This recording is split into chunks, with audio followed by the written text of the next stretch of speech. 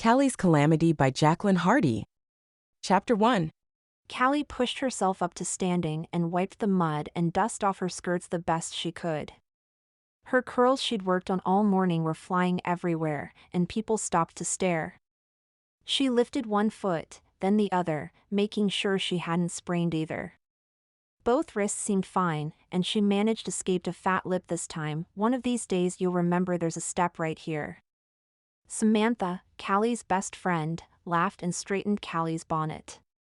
Let's go get you changed so we're not late for tea. I think this is a sign. Callie glared at the carriage that splashed through the puddle next to her.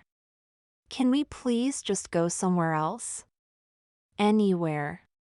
Samantha laughed and looped her elbow through Callie's. It's not a sign. It's just your ability to find ways to fall into mud puddles. Ah, there she is. Callie blinked in confusion and turned. What is my mother doing here? Oh, dear. Look at you. I guess Samantha was right. Mother laughed. She held out a gown and gestured toward the shop. Change in there, and then we'll head to tea. Callie glanced between her mother and her friend. You planned this? Samantha patted her on the shoulder. It rained last night. I warned her this might happen, and she came prepared. I'm not that predictable. Callie snatched the dress from Mother and stalked into the dress shop. The clerk looked up from his desk and went back to work. She'd been in here often enough to clean up that he never questioned anymore. She huffed as she changed, fighting the ribbons as she loosened them. It wasn't her fault the ground was so uneven in that spot. Or that Samantha always had something funny to say right as they were walking past. The new gown was the newest style in South Carolina, and much more comfortable than the one Samantha had chosen for her. Mother must have picked it up on the way to meet them. Callie left the old one in the changing room. She'd pick it up later after they mended it again, then went out to find her friend. There you are. What a beautiful gown. Samantha looped her arm through Callie's again. All right, let's go to tea. Mother walked alongside them. There's no need to be nervous. This tea is just like the others we've been to, except there will be potential suitors present. You have 4 brothers. Just talk to these men like you would your brothers. Callie nodded. I know, Mother. We've gone over this a million times before. I fell, I didn't lose my mind. One would wonder. Mother patted her on the shoulder. Now, I'll be with the other ladies in the drawing room. Samantha, please tell me you'll make sure she doesn't embarrass herself. That is the goal. Samantha nodded and smiled to a young man who passed by. But Callie is her own person, and I'm sure she'll have her say. Callie rolled her eyes. She loved Samantha almost like a sister, but that almost meant that she wanted to punch her at times. I'll be fine. They stopped at a large manor with lush gardens in front. Wagons pulled up with guests, while others came in by foot. This was Callie's first time here, but she recognized some of the other guests who were arriving, dressed in their finest. It was a good thing Mother had brought the new gown. Callie would have felt out of place otherwise. Callie was careful not to trip on the stone path as they walked up to the main door. Why she had to be so accident-prone was beyond her. You'll be all right, sweetheart. Mother kissed her cheek and separated from her as they entered the home. Callie turned to Samantha. I'd really hoped she could stay with us. You know, another buffer between me and humiliating myself. Samantha laughed. You'll be fine. Come on, I see Bess and Rachel over there. Perfect. Callie relaxed and followed her best friend across the room. The tea was already much better knowing that her other friends were there as well. They were flirts, and would catch the eye of every eligible bachelor in the place while she hid behind her teacup. Welcome, ladies and gentlemen. If you'll take your seats, we'll be serving tea in moments. Mr. Wilmington stood at the front. Callie hesitated, biting her lip. Something seemed off, but she couldn't put her finger on it. The tingle going up her spine usually came right before something bad happened, and it was never wrong. But Samantha shot her a look, and as much as Callie wanted to investigate, she knew she'd better sit down. Samantha? Does it feel odd? Like something is going to happen? That's just your nerves, Callie. It'll be just fine. Look, it's your favorite cake. White with white frosting so it won't stain if you get it on your dress. And your favorite tea. Callie shook her head and leaned closer. No, I have a feeling something is going on. You know, the feeling. Samantha pursed her lips. As much as she liked to tease Callie, she knew better than to argue. I don't know what's going to happen. Just stay calm and we'll make it through this. Then we can investigate. Callie finally nodded. All right. Could you pass me the cake? Here you go. Samantha served her a piece. And don't look now, but you seem to have caught the attention of more than one man here tonight. That's the last thing I wanted to have happen. Curse this dress mother bought me. Callie stabbed her cake with her fork and took a bite.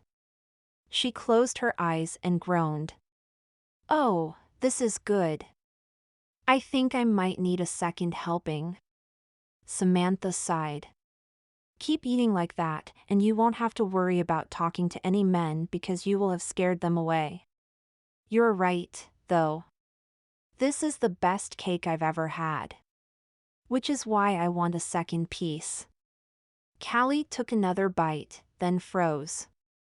She could have sworn the floor moved. Wait. Did you feel that? Feel what? Samantha's words were cut off as the room shook. Plates crashed to the ground, and pieces of ceiling fell from above. People screamed as they scattered, running for any doorway they could find. Callie grabbed Samantha's hand and pulled her under the table. Callie held her friend close and squeezed her eyes shut, trying to block out the screams around her. You and your feelings. Maybe sometime you can figure out what the problem is before it happens. Samantha's voice wobbled into the movement. If only it worked that way. 10 seconds passed, then 20, then 30 before the shaking finally subsided. Callie didn't move for another minute just to make sure it was done. Samantha crawled out first, then Callie went behind her. Rubble sat around them, and dust filled the air.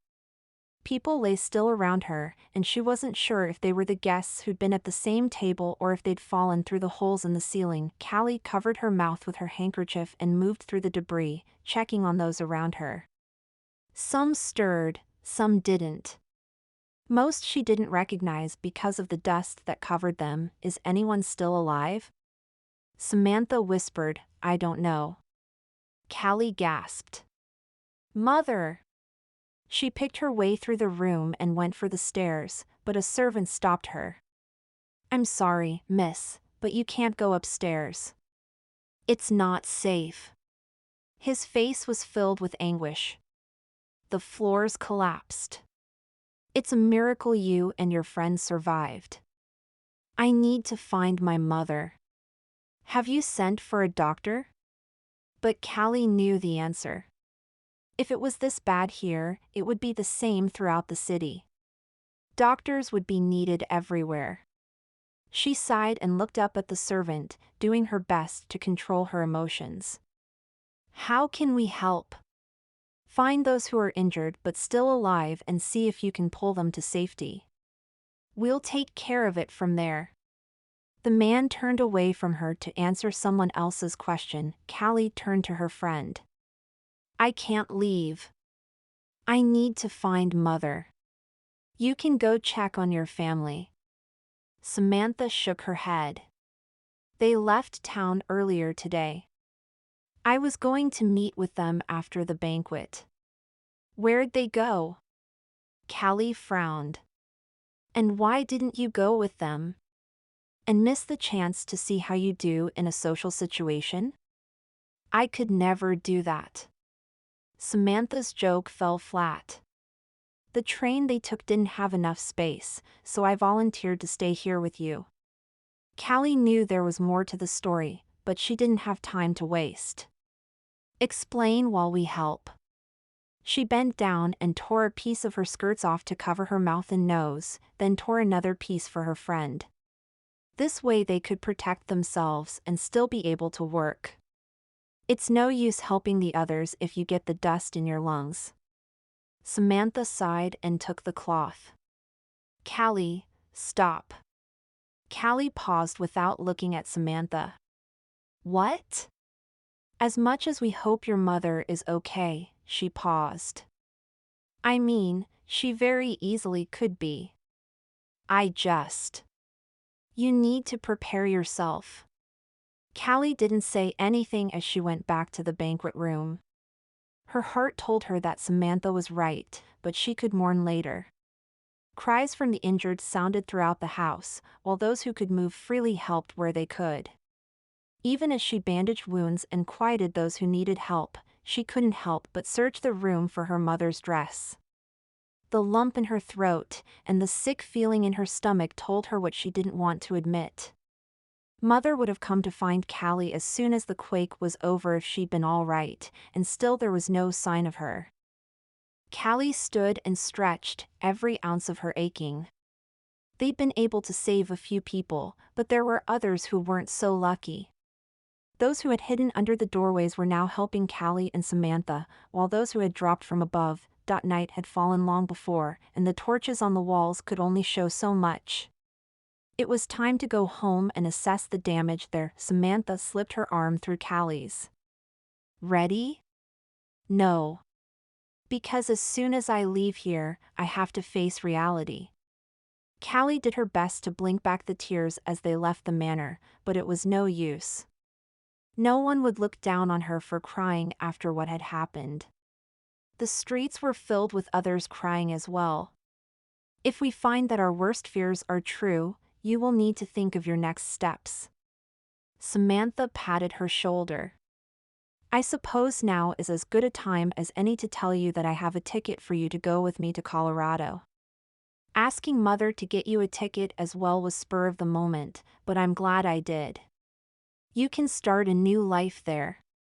What's in Colorado? Callie welcomed the rain that fell on her, washing away the dust and debris from her gown. She lifted her face to let the water mix with her tears. Samantha cleared her throat. My suitor is there. That was the last thing Callie expected to hear her friend say. What?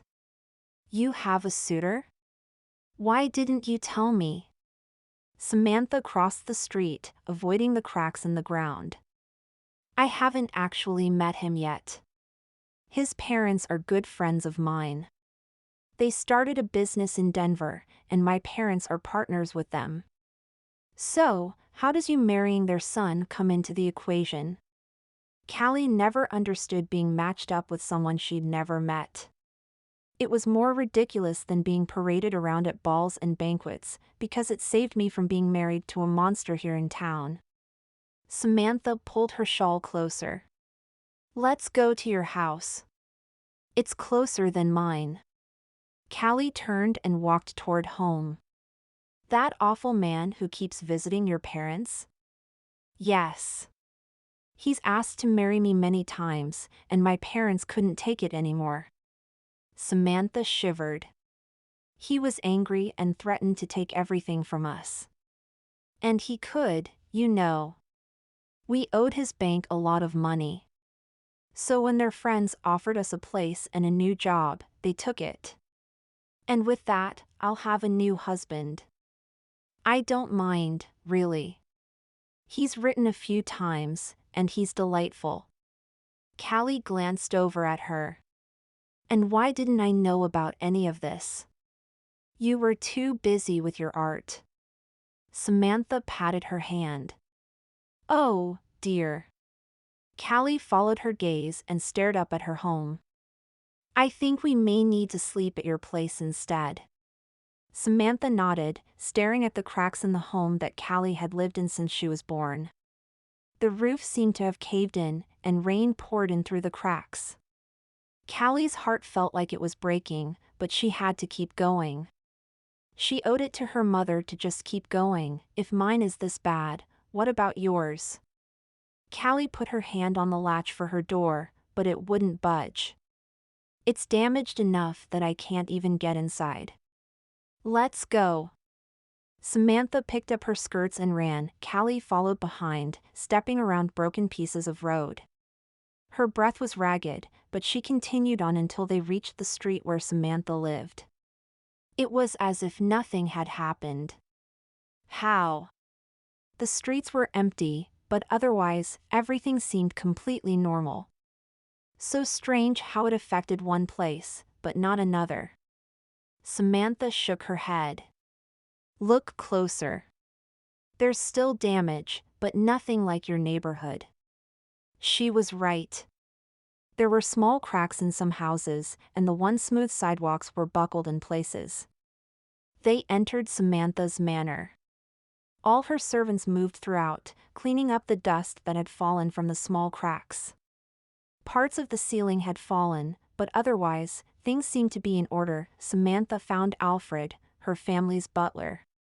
Oh, I'm so glad you're all right. How is everyone else? There are a few bumps and bruises, but nothing serious. I was just about to go find you. By the state of your dress, things were much worse at the banquet. It was awful. We helped for as long as we could. Samantha took the towel from one of her maids. Have you heard anything from my parents? Did they get away safely? I believe so. Their train departed shortly after you left, which means they should have been many miles away by the time the quake hit. Alfred turned to Callie. I'm sorry your neighborhood was hit so hard. Your mother? Callie's eyes filled with tears as she shook her head. I don't think she made it. We stayed and helped as long as we could, but we never found her. My condolences. He bowed slightly. We will prepare a trunk for you as well so you can travel with Miss Samantha. For now, you two go upstairs and change into dry clothes. Callie allowed Samantha to pull her toward the stairs. She knew Alfred was doing the right thing, but everything she had, everything she took for granted, was now gone. She had nothing. Samantha shut her bedroom door behind them, and Callie slid down the wall, finally allowing herself to grieve for what she had lost. Chapter 2. Callie yawned as she moved another slab of ceiling to see what was underneath. She'd been up since before dawn and hadn't taken a break. Samantha wanted her to go off to Colorado with her, but Callie wasn't going to leave until she knew what had happened to her mother. It wasn't like Mother to be gone all night, and if their situations were reversed, she wouldn't have left the manor until she knew Callie was all right. There was only one reason she was still missing, but Callie had to know for herself. Miss? I have some food for you. It's time to eat. The butler Callie had spoken to the night before stood holding bread, cheese, and a glass of milk. Thank you. She would have argued, but she was starving. Any luck in other parts of the house? He shook his head. There wasn't much anywhere else because they were either serving in here or upstairs. There's no one else upstairs, so this is where we search. Callie took a bite of bread, but didn't taste any of it. She missed Mother more than anything, and every minute she wasn't found meant that Callie had to admit she was gone. She finished her bread and cheese quickly and went back to work. I thought I'd find you here. Samantha stood in the doorway, dressed down from what she usually wore, and her hair was up and out of her face. Why didn't you wake me?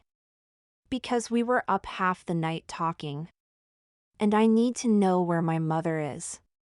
Callie picked up another piece of plaster and gasped.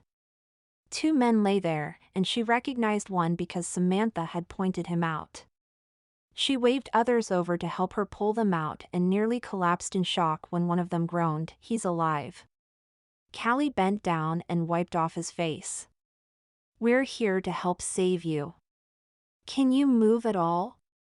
No, the man blinked. "What happened?" Callie pulled back on the plaster to expose more of him. "Earthquake. Some of us got out of the way in time, and others weren't so lucky. Men stepped in and pulled him and the others out of the rubble. He would be all right, but the others." Callie looked up at the ceiling for answers and narrowed her eyes. The whole ceiling wasn't gone, it was just in pieces. Table legs came down through a couple of the holes, but still, they stayed, which meant that it was possible there could still be people upstairs. Callie found Samantha in another part of the room talking to a few of the workers. She knew she should probably tell her friend where she was going, but if she didn't go now, she'd lose her nerve. She moved away from the rubble and slipped around the corner toward the stairs. It helped that she was thin because that meant she could tread softly, even if she still tripped far too often. The upstairs was a mess, but seemed no worse than downstairs, except for the gaping holes in the floor here and there. Callie kept to the edges of the rooms, since they seemed to be sturdier than the middle. She entered what seemed to be the hall above where she had dinner the night before. Much of the floor was gone, but the tables still sat in the center. Callie found the beams that went across the floor and walked along one to get to the table. Mother had been the one to teach her family how to go under the table in an earthquake, which stood to reason that she might be under there still. Callie carefully bent down and lifted the linens. "Mama?" Her voice seemed to boom through the banquet hall, but no one responded. She carefully moved along each table, but had the same result. As she neared the center, she caught sight of a blue swatch of fabric poking out from under a table that had partially collapsed. Her mother's dress. Callie closed her eyes and forced herself to stay calm. She wanted answers, and now she finally had one. Callie choked back a sob and turned away. She needed to leave as soon as she could or she might be sick.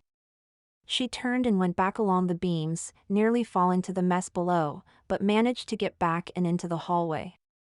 Pieces of plaster snagged at her dress and stubbed her toes, but she kept going. The butler stood at the bottom of the stairs, his face stern. "I told you not to go up there, Mississippi. It's very dangerous." "I know. I'm sorry. I just had to know where Mother was. And I found her." Callie fled from the house and didn't stop until she was across the street. Sobs tore through her as she lay on the grass. She was alone. Her brothers had all gone off with their families to seek their fortunes, and her parents were now gone. She had nothing left here. She sat up and wiped her eyes, embarrassed by the scene she had caused, though most people were too busy cleaning up their own homes to care. Callie picked herself up and walked home. Samantha would find her at some point and would insist again that she go with her. And this time, she wouldn't argue.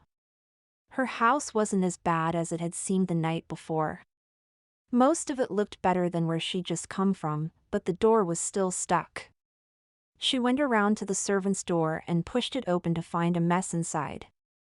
Servants scurried back and forth, trying to clean up the kitchen. Callie slipped past them and had almost made it out of the room when she knocked over a large pot. She grimaced as it fell to the ground with a loud clang. "So much for keeping quiet, Miss Callie." "Oh, dear girl, I was afraid we'd lost you." The head cook, Constance, pulled her into a suffocating hug. "Where is your mother, dear? I need to discuss the repairs." Callie sighed, fighting back tears. She shook her head. "Mother didn't make it. Do what you need to so we can sell this house. I'll be going with Samantha to Denver." There was a stunned silence as she left the kitchen and went into the main hall. Bits of ceiling had fallen, and there were cracks in the walls, but it had held up otherwise. Constance followed her and huffed, "Miss Callie, you can't just tell us your mother is dead and that you're selling your house and then just leave. We have things we must discuss." She was right, of course. Callie turned and composed herself before answering. "The home is in better repair than I expected. Father's insistence on doing everything his way has paid off. My brothers must know what has happened, and that means we need to have this house cleaned, repaired, and ready for their return. I'm leaving, but if any of them would like to reside here, then the place is theirs, and you will take over caring for their families." "Is that better?" Constance curtsied. "Much better, Mississippi. I will send servants up to help you pack. And I know where your parents hid away most of their fortune, so you must take that with you as well. We will not have your brothers getting their hands on it." "You're right. We can have our lawyer draw up papers for the money in the bank as well. I think half of it should go into fixing up the house, and I'll take the rest for now. My brothers would spend it immediately, and I want to make sure it is kept safe." Callie turned to go, but stopped. "If they do not care for you or for the house as mother sees fit, please let me know as soon as possible, and I will return." "Yes, ma'am." Constance started shouting out orders to those around them, allowing Callie to escape upstairs. She was careful at first, knowing how damaged the other house had been, but there were only a few minor cracks in the walls. Her room was not so lucky. Nothing was missing from the floor, but plaster had fallen from the ceiling, and her beloved books were scattered all over. Candlesticks had fallen off her bedstand and her dresser, and her wash basin had fallen and cracked in two. Still, her mother would have been safer at home than if she'd gone with her daughter to a banquet. Tears fell again, and Callie allowed them as she packed up what dresses she could into her trunk. She added books to the trunk and sat on it so she could close it, then flopped back on her bed. Helen, Callie's personal servant, came into the room and curtsied. "Sorry, Mississippi. We should have had this cleaned up before you returned home, but we were trying to clean up your mother's room first." Callie sat up and wiped her eyes. "You did what you should have.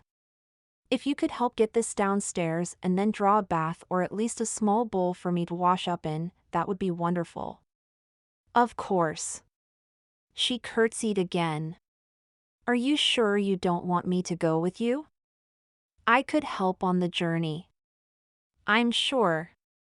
I don't know where we're going yet, or if there's even room for one more." Callie stood and took her by the hands.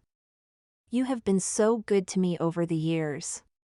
Once I'm settled, I'll send for you and anyone else who would like to come." Helen beamed. "Thank you, Mississippi. You're very welcome. Now, please help me. I don't think I can get this all the way down by myself, and I don't want to do more damage than the earthquake did." Callie picked up one end and waited for Helen to grab the other. "Perhaps I should have been more selective in what I packed." Helen grunted as she lifted it. "How many books do you have in here?" Callie coughed. "You don't want to know." They finally managed to get it downstairs and around to the kitchens. Callie sat down on it with a huff while Helen went to find a clean towel and washcloth. She looked down at the gown she wore and pushed herself back up to standing. There was no way she could travel across the country like this. Her beautiful gown had been reduced to tatters and was covered in plaster and mud, not to mention other things she didn't want to think about. "Tell Helen I will be in my room, please." She left and climbed the steps two at a time. No one was there to tell her it was unladylike, and she had to move fast. If Samantha hadn't already realized Callie was gone, she would soon. She found a blue dress that would do well for traveling and did her best to pull off the ruined gown she wore. Helen arrived and helped clean her the best they could before putting on the new dress.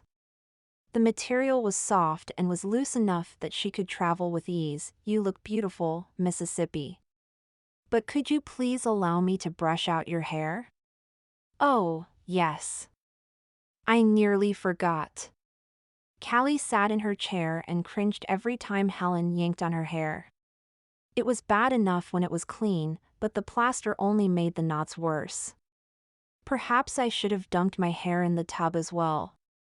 Helen smiled. I think that would have made it worse.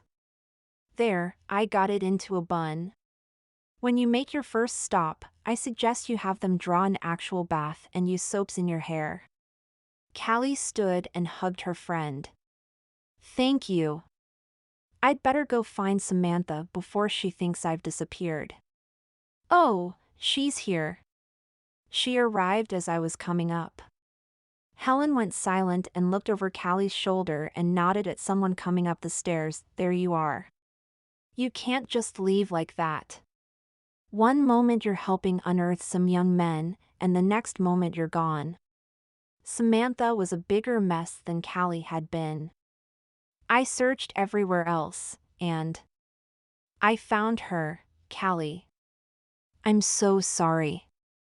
Callie's eyes filled with tears again, but she fought to maintain her composure. Come and sit. Helen will make sure you're clean, and I'll find you a gown to wear. We can't have you looking worse than I do when we travel. Samantha gave Callie a hug. You're taking it so much better than I would. How do you do that? I have to, or I won't ever get back up. Callie went back to her closet to find something that would fit Samantha. She was smaller than Callie, so she had to go into her old trunk to find something. She found a red gown that she'd only worn a few times and took it to Samantha. How is this? Oh, that's beautiful. I remember when you wore this.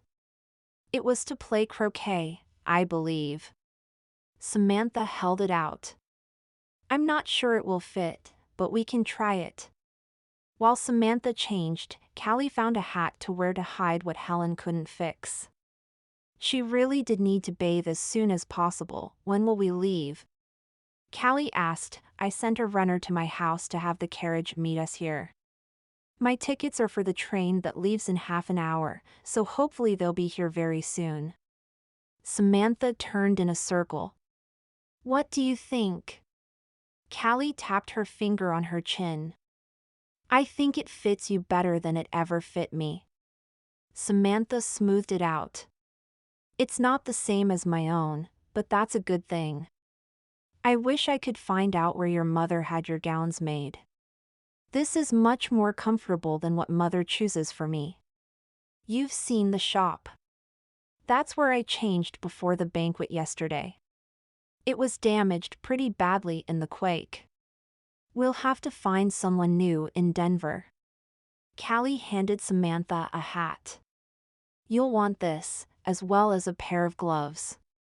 There's some on my dressing table. Helen stepped back. If there's nothing else, I need to go see where else I can help. But please call for me when you've settled. You promised. I did, and I will. Callie turned to Helen. Thank you for being so good to me all these years. I'll see you as soon as I can. And Helen? Make sure our lawyer has mother taken care of, please. I want her to be buried next to father. Of course, ma'am. It's a shame we can't have a funeral before you go. Please come back soon to visit and we will hold a memorial for her then. Callie threw her arms around her. Thank you. You're welcome. Now, go. I'll send a letter with any other details we must go over for the sale of the house, the grave, and dealing with your brothers. All right. I'll write as soon as I have a place to live so you'll have my address. Callie looked around her bedroom one more time and left it before she could change her mind again. Samantha and Callie met Alfred in the main hall. He looked like he hadn't slept in days, and his usual sharp clothes were wrinkled and dirty. I apologize for my appearance, but I wanted to let you know that your carriage is just outside. It will take you to the train station where you will go straight to Denver. Miss Samantha, you will meet with your family once you're there, and Miss Callie, there is a boarding house there that my family has used in the past. I know it's not what you would like, but it's well tended, and they treat their patrons well. I've sent a telegram ahead, but you may arrive before it does. A boarding house? Callie supposed that would do for now until she could find something better. Thank you. I would have found something, but that sounds wonderful. Samantha hugged her butler. Thank you, Alfred. I'll see you as soon as you can get there. The man stiffened before hugging her back. You've always been a delight to work for, Miss Samantha. I wish you luck and hope to see you again soon. Callie slipped her arm through Samantha's, and they went out the back door. Her trunk was being put inside the carriage as they approached, and Callie just hoped the lock would keep it from opening and spilling out all the contents everywhere. Samantha climbed in and sat down, and Callie took her place across from her friend. She waved at her servants as the carriage pulled away. Callie just hoped she'd be able to see them all again soon. I wish my tickets hadn't been for this morning so we could have more time to do what needs to be done. Knowing you'll miss your mother's service is upsetting. Samantha stared out the window. And there are so many others I would have liked to say goodbye to as well. There was no way of knowing that this would happen when your parents bought the tickets. I'm just glad I can go with you. Callie wanted to say so much more than that, to point out the fact that her mother was gone, and she was alone now. How weird it felt knowing that half her family's fortune was now sitting in the chest next to her. Instead, she kept things civil because it was her friend who was paying for them to get across the country. And because arguing wouldn't bring her mother back to her. Oh, Callie. I'm so sorry. I should never have complained. You must think I'm the worst kind of person for focusing on such small things. Samantha reached forward and took Callie's hand. I lost my mother, yes. But you still lost things as well. We both have a right to be sad, and I won't take that from you. Callie's father had taught her that years ago. Yes, Samantha's words had hurt, but that didn't mean Callie had a right to feel worse off than her friend. Samantha stared at her for a moment. You know, we tease you incessantly about your clumsiness, but we forget just how wise you are under all that. Callie grinned. I'm wise because I spend all that time on the ground trying to figure out a way to get up and still maintain my dignity. Instead, my mind goes to other things because there's no way to recover from tripping on a rock. That got both of them laughing until tears ran down their cheeks. When the carriage pulled up at the train station, the driver opened the door and looked at them in surprise. Callie could only imagine what he was thinking, and that made her laugh even harder. She stepped out of the carriage and misjudged the steps. She twisted her ankle and fell into the arms of the driver. My apologies, sir. I thought there was one more step. Callie's laughter was cut off by the intense pain in her ankle. She limped to the side and waited for Samantha to leave the carriage before hobbling forward. Allow me. You go and find a seat in the train, and I'll bring your trunk to you.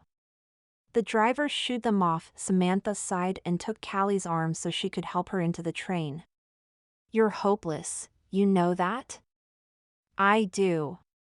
Callie gasped as she walked up the steps of the train. Let's sit close to the door, all right? I'd really like to get off my foot. I'd like to, but our tickets are farther up in the car. If it helps, we have a bed in our car so you can rest easier. Callie moved so Samantha could go in front of her. Lead the way. They found their spot, and Samantha made sure Callie was situated before going back to find their things. Callie lay back on the bed and closed her eyes, but all she could see was the mess she'd been picking through, the steps leading upstairs to where she found that blue swatch of fabric. Callie gasped and opened her eyes, surprised that she'd fallen asleep. She was more tired than she'd thought. Samantha waited just outside the car as her driver slid the trunks under the beds. Thank you, sir. Here you go. She handed off more than she should have, and the driver shook his head and tried to give it back. Callie struggled to her feet and pulled her coin purse out of her skirts. Here, this is from me for having to bring my trunk in here. And for having me land on you as I left the carriage. She handed him several more coins. Go take care of your family and make the repairs needed to your house. The man opened his mouth to speak, but no words came out. He simply nodded and mumbled his thanks before leaving the train. Callie limped back into the car and watched the driver scurry back to his carriage. I think you and I paid him more than he usually sees in a year. Callie chuckled and slipped her purse back into her pocket. 2 years. Samantha sat on the bench next to the bed. After the words I heard him muttering, I wasn't sure I should pay him at all, but I'm glad I did. We'll just have to be a little more careful what we buy for food on the way to Denver. Callie waved away her concern. I have enough for us. I sold some paintings the week before last and held on to it instead of giving it to Mother. And that doesn't include what Constance set aside for me. I think. I haven't checked the trunk to be sure. Samantha put her finger to her lips. Not so loud. We don't need the whole train to know. You're right. Now, tell me a story. I'm beyond tired, but I can't sleep or I'll dream of the nightmares I saw back in the manor. Very well. Samantha sat back and began her favorite story of a prince, a princess, and a glass slipper. As Denver drew nearer, Callie's ankle only felt worse. She needed to get up and walk around to get rid of the stiffness, but none of the stops were long enough to get down the aisle of the train, and the weather was terrible the entire way. Samantha was agreeable for the first little while, but she grew tired of telling stories, and quietly wrote letters to her betrothed. That left Callie entertaining herself with her own books, but most were in the trunk she didn't dare open until they arrived at the boarding house. Finally, Denver appeared on the horizon, and Callie's spirits lifted. She hadn't slept more than an hour or two at a time since the train left South Carolina, and the rings under her eyes would have scared off anyone. Samantha brushed Callie's hair for the umpteenth time, but it was finally starting to look shiny instead of covered in plaster like it had before. I'm so nervous. What if Mr. Williams doesn't like me? What if his letters were only meant to woo me, but he's really a monster? Then you can come live with me at the boarding house and we can be spinsters together. Callie huffed.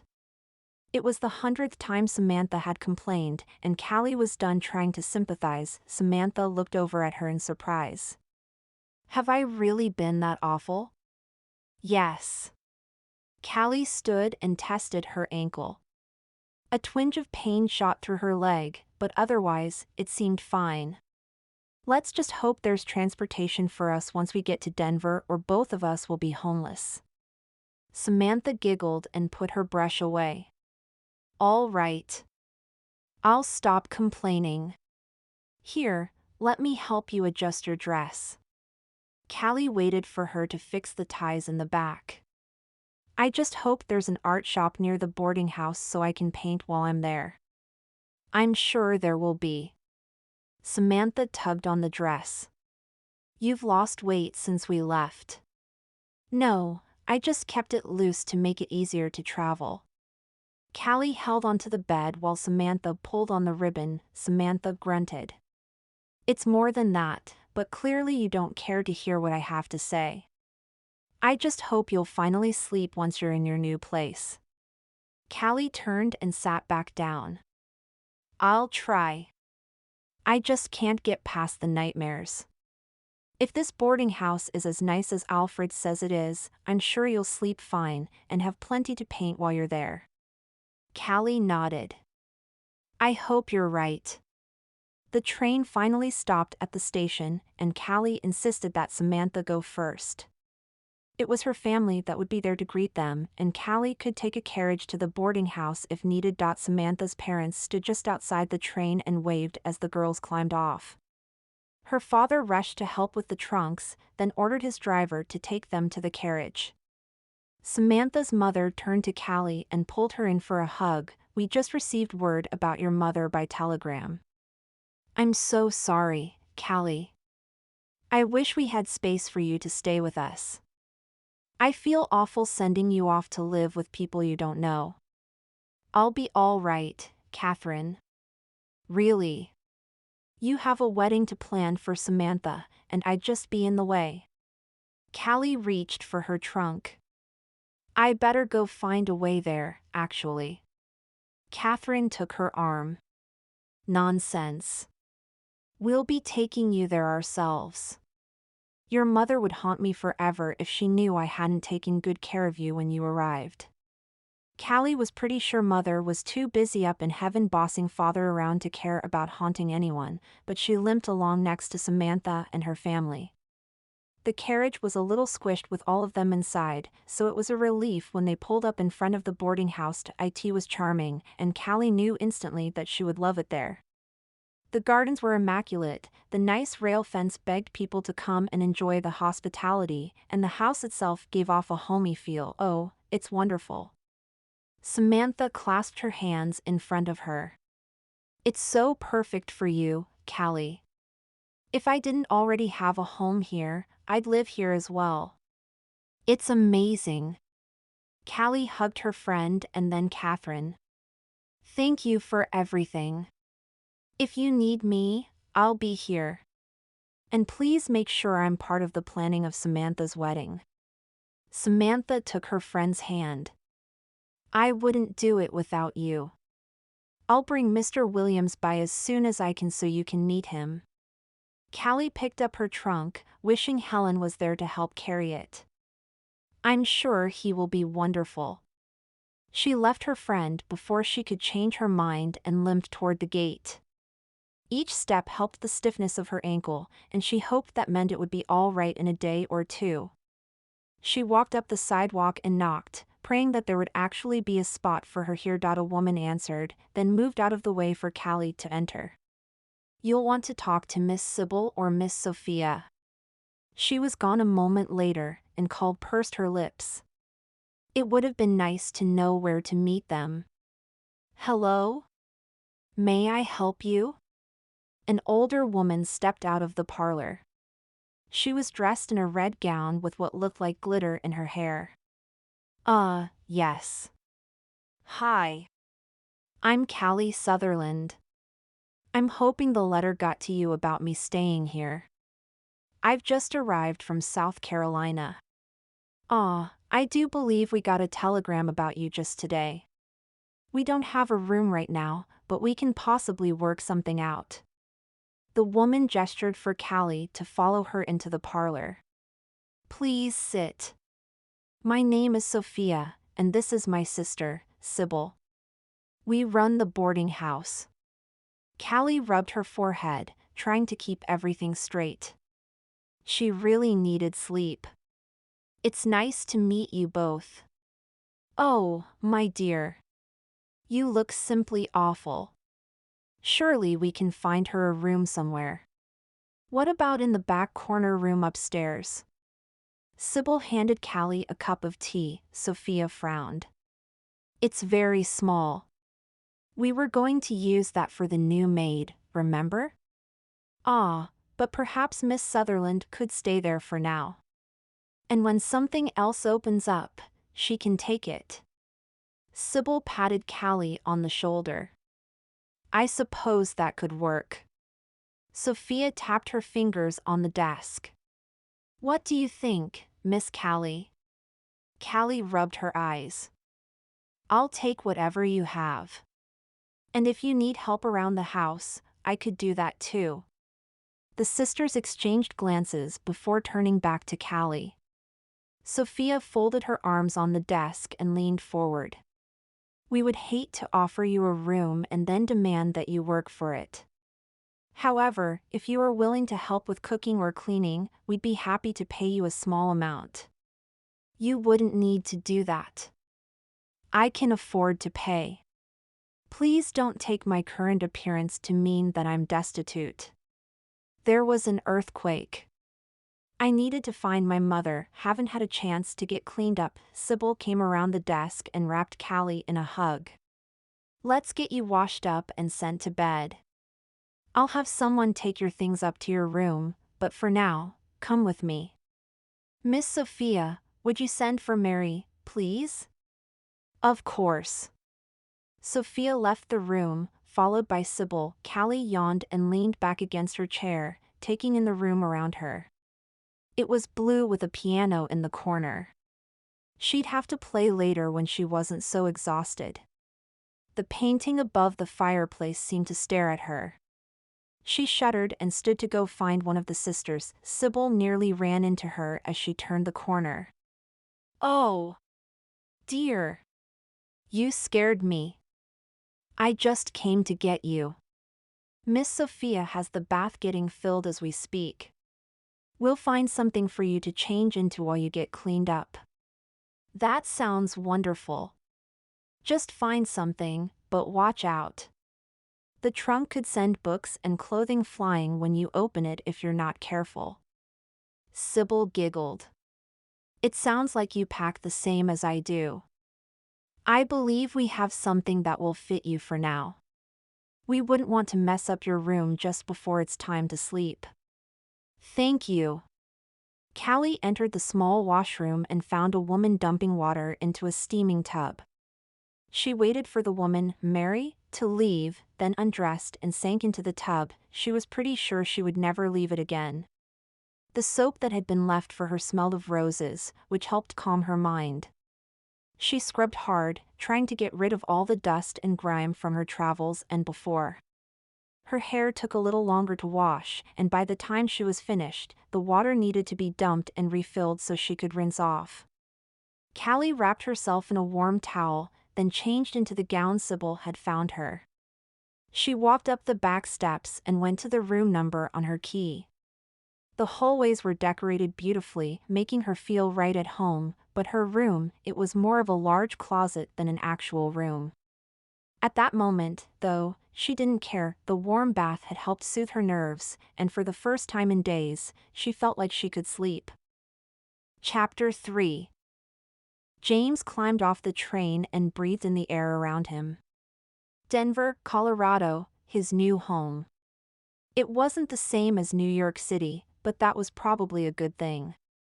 He'd come here to start over, and that meant leaving everything behind, including his name. He took the handle of his trunk and rolled it down the plank into the city. He needed to find his way to the boarding house, but first he had to get out of the way of the other passengers. He found a bench in a nearby park and pulled out the papers he had in his satchel. Palmer's boarding house. Not exactly a place he thought he'd ever find himself, but here he was. Everything but what was in the trunk next to him. He'd work as a gardener until he could make enough money to produce more of what he had invented, and then he could use that money to buy back the other contraptions he created over the years. He flagged down a ride and waved at the driver. Hello, I'm heading for Palmer's boarding house. Do you know where that is? I've taken plenty of people there in the past. We'll be there in about 20 minutes, depending on the traffic. The man helped load James's trunk into the carriage, then climbed up and took the reins. James looked out at the city as they passed by. His new home. He should have been worried or homesick for his past life, but instead, it felt right. They pulled up in front of a red brick house and stopped. He climbed out of the carriage and looked up. Nice place. The driver nodded as he pulled out the trunk. I'd live here too if I had the chance. Good luck, sir. I hope you find what you're looking for. Thank you.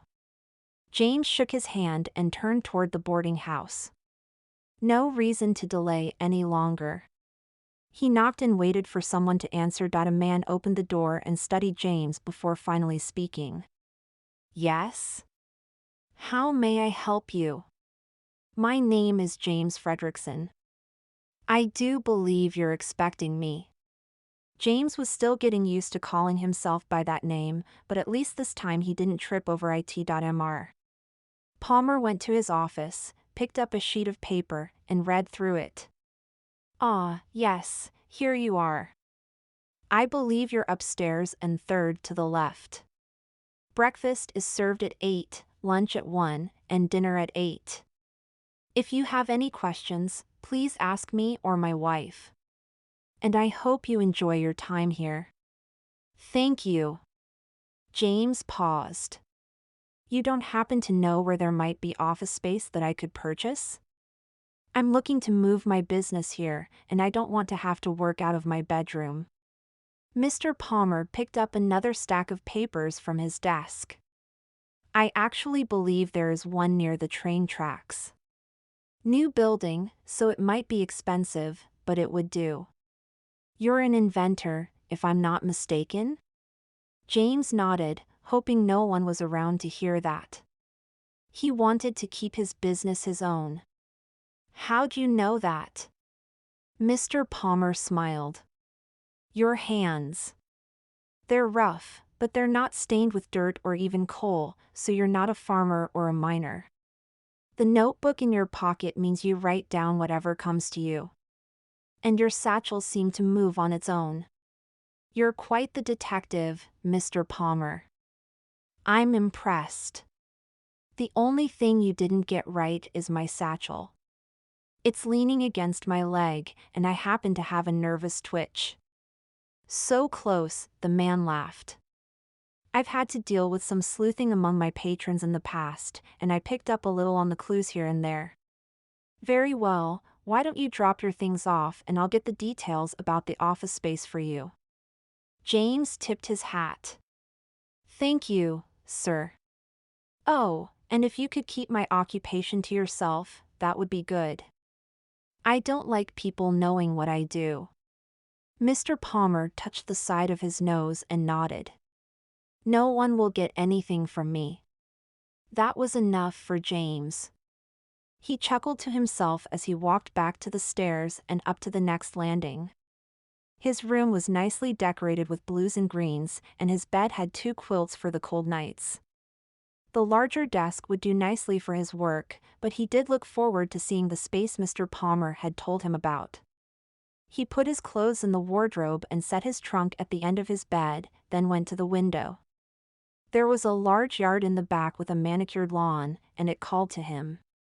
Maybe a walk in the gardens was exactly what he needed once he got the information about the office space.mr. Palmer had been replaced by his wife, and she looked up from her work. Ah, you must be Mr. Fredrickson. I hope your room is to your liking. It's perfect. Do you know if Mr. Palmer found an ad for me? James looked to his left, hoping to find the exit to the gardens. And is that how you get outside? I see you found our pride and joy. Yes, you can go through there. It's a beautiful day to enjoy the sun. You won't get many of those in the coming weeks. Mrs. Palmer handed him a note. He wrote down the information for you since we only have one copy. Good luck. James tucked the paper into his suit and nodded. Thank you. The view from his window was nothing like actually standing on the lawn. The roses, lilies, and lavender blended nicely and soothed his mind as the few stray autumn leaves crunched under his feet. He walked along the paths and stopped when he came to a gate. It wasn't the small door that caught his attention, though. He heard grunts and mumbles from the other side, and it seemed someone was in trouble. James thought of calling out, but he didn't want to scare away whoever was causing the problems. He picked up his cane to use as a weapon and slowly opened the gate so he wouldn't make a noise, then peeked around the corner. A woman stood there beating a rug, but it seemed to be doing more harm to her with the dust flying off than she was to it. I came from high society. I should have stayed. I can't believe this is my life now. Why'd I ever have to? The woman stopped abruptly and whipped around, holding her rug beater up. Whoa, whoa, there. I'm sorry for sneaking up on you. I thought you were in trouble, though clearly it's the rug who is the enemy. James chuckled. Sorry. The woman dropped the beater and used the rug to keep her balance as she bent over to catch her breath. I suppose you heard all that? James was too overtaken by her beauty to answer for a moment. Her long brown hair curled around her face, and her large brown eyes held pain and anger in them. She wore a maid's dress, but held herself in a way that most definitely said high society. I did. I apologize. What did this rub do to you, if you don't mind me asking? James circled around her. It exists. She stood up straight. Who are you? My apologies. I'm James Fredrickson, and I'm staying in the boarding house next to this. Is this also a boarding house? He raised his eyebrows as he looked up at the tall white house. The woman nodded. Broad Street boarding house. It was supposed to be my fresh start, and now it's my prison cell. I'm Callie Sutherland, by the way. They forced you to do this? James pointed at the rug. She shook her head. No, I'm just in one of my moods. They're actually delightful people, and I really do like it here. But when I offered to work as their maid until they found someone, I didn't realize they'd take it so literally. James couldn't help but laugh. She was fascinating, and he was dying to know her past so he could understand why she seemed to hold the weight of the world on her shoulders. Later. For now, he could at least avoid making things worse. Would you like me to help you at least? Maybe the two of us could tame this rug together. He held out a hand to take her rug beater. No, thank you. This one is pretty much done, and then I need to clean up so I can go visit my friend. She's getting married. She grimaced. I don't know why I told you that. We just met. James took the rug down from the line and helped roll it up. I'm heading toward the tracks to find some office space. If you're going that way, we could go together. Callie bit her lip and glanced down at the rug in his arms. I suppose since you helped me, I could help you. I mean, I wouldn't mind helping you even if you. I mean, yes. We will leave in an hour. Meet me out front? I will see you in an hour. He handed her the rug and had to hold back a smile when it nearly knocked her over. She may have had the upbringing of high society, but it was her clumsiness that intrigued him. And she had a fire to her that pulled him in every time she moved or spoke. James went back to the other yard and walked around the gardens before going inside to freshen up. He could tell himself all day that it was to look professional for the people he wanted to rent the space from, but he knew that was a lie. He stopped in the dining room long enough to grab bread, fruit, and a couple of muffins on the way out. It was near the hour he was supposed to meet her, but the food smelled too good to pass up. Callie had changed into a purple dress, and her hair was pulled back from her face. Her hands were clasped in front of her, and she seemed nervous until she caught sight of James. I was beginning to think you wouldn't come. I promised you, didn't I? He held out the handkerchief holding the food. Are you hungry? Famished. We're supposed to be eating while we look at wedding gowns, so I didn't eat before I left. She took a roll from him as they walked down the road. Thank you. James reached out to grab her as she tripped on a rock. It's my pleasure. I figured since you were a slave, I could at least give you some food. She blushed. Please pay no attention to anything you saw or heard back there. I really am very grateful to live here. It was my fault for fantasizing about being a normal girl. I learned that I'd prefer tea and going to balls over getting dust out of rugs, or cleaning up behind someone else.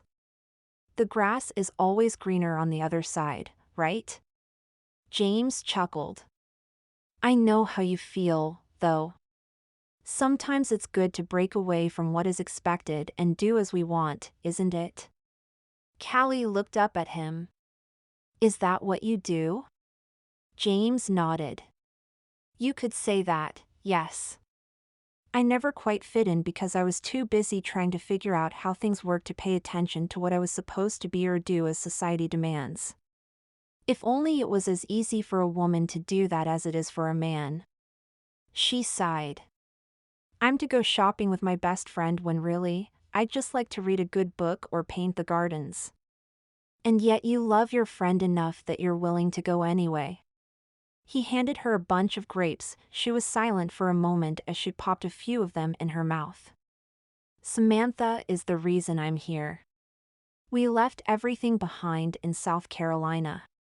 The only difference between us is that she had someone to meet here, and I came to be on my own and start over. James smiled. Then we're the same, you and I. When things go bad back home, head west and become a new person.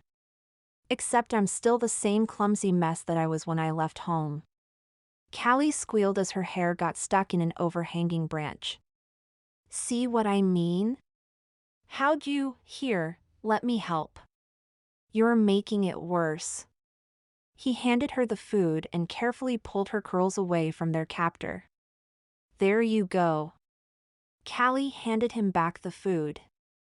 Take it before I dump it all over the ground. Thank you.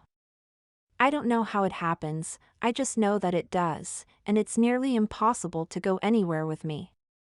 I'm surprised Samantha is having me go shopping with her.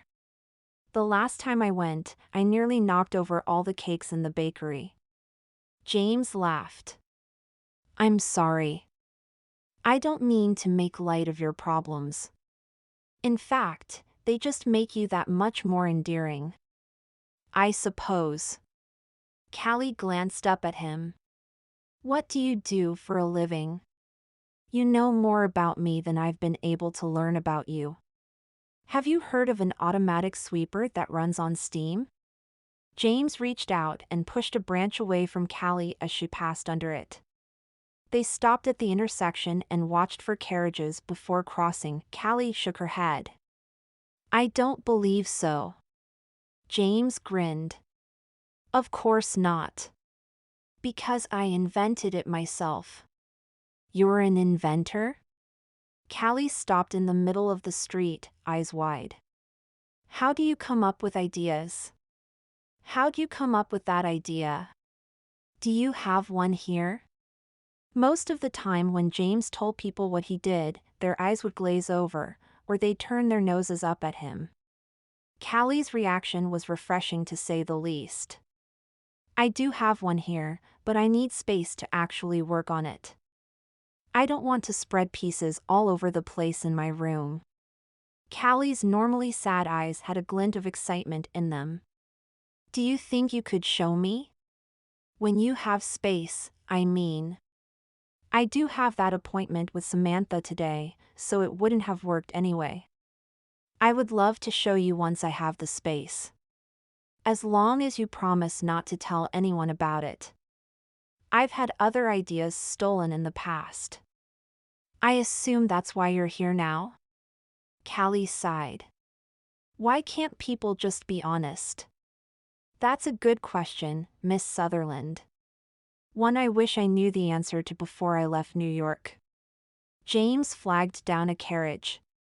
Give them the address you need first, and I can go to my office after that.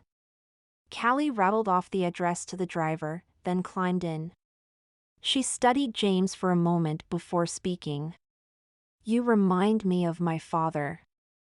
I hope that's a good thing. James was nothing like his own parents, so he wasn't sure he liked the comparison. He was the most wonderful man I ever met. I think that's why I never enjoyed all of the balls and coming out parties I attended. They all seemed so boring after my father. Callie stared down at her hands. He passed a few years ago on his way back from Europe. The ship crashed. Anyway, he was the only one who truly understood me. Even Samantha gives me a hard time sometimes, and she's my dearest friend. James wanted to take her hand, but that would have been too forward, as they'd only just met. Still, he found a kinship with her, and it felt like they'd known each other for much longer. I'm sorry to hear about your father. She shook her head. I don't know why I'm telling you all this. Do those grapes have some kind of enchantment on them to keep me talking? Another one of my inventions. James laughed at her expression. I'm joking. They're just innocent grapes I took from the dining room before I left. So, I suppose someone else could have put a spell on them. Callie laughed. You don't stop, do you? I don't. But it does appear that this is where you'll be getting off. It was very nice to meet you, Callie. I do hope that we can see each other again soon. She opened the door. I do too. I just hope it's not when I'm cursing a rug next time. James waited as she left his side to greet a couple just down the road. The girl was about Callie's age and had the same easygoing manner about her that Callie had. It relieved him that Callie was in good hands. He gave the address of the office to the driver, then sat back and watched the city go by. He hadn't been in Denver for more than a few hours, and already he knew he would love it here. The office was so much better than James had expected, but the price tag was also much higher than he'd hoped. He'd have to dig into his savings to afford it, but there were stores along the road that carried the materials he'd need. Sign here, sir. The owner of the building was a no-nonsense man, and James's jokes fell flat when trying to get him to lighten up. And here. James finished the last signature with a flourish and sat back. The space was his. The nice thing was that even though he'd taken the carriage earlier that day, the office was actually not too far from the boarding house. He'd be able to walk when the weather was nice. He stepped out of the building and immediately wished he had an umbrella as the rain poured down, creating puddles everywhere. The sunny skies that had been there just an hour before had been covered by dark gray clouds, and it seemed that they wouldn't go anywhere for a while. So much for walking home today. James flagged down a ride and shivered in his wet clothes until he arrived at the boarding house. He paid the driver, then jogged up the walk. It was near dinner time, but he needed to dry off before going back to the dining room. He just hoped Callie wouldn't be stuck out in the rain anywhere. The dining room was filled with other men eating or reading newspapers, and small clouds of smoke hung in the air from those enjoying their cigars. James sat at one of the tables and thanked the waiter who brought him food. As he ate his roast beef in silence, he observed those around him. It was the best way to find out the needs of others so he could find a way to fix them. His eyes caught a headline from one of the newspapers, and his mouth went dry. Could I see that paper when you're done, please? James asked the man across from him. The man nodded. Here, I was just finishing it. Are you new here? I don't think I've seen you around. I just got here today. James Fredrickson. And thank you for the paper. Of course. And I'm Thomas Nielsen. Welcome to Denver. The man was dressed casually and had a relaxed demeanor, which made him much more likable than most of the men in the room. Do you plan to stay long? James wasn't sure how to answer that question. He planned to, but it would depend on how long he could keep his identity secret. I plan to, yes. And you? Thomas laughed. That's a complicated question.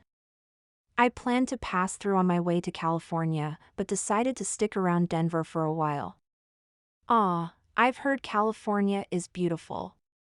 James took a bite of his roast beef, hoping that would prevent Thomas from continuing the conversation. He wanted to finish quickly and take the paper upstairs so he could read in private.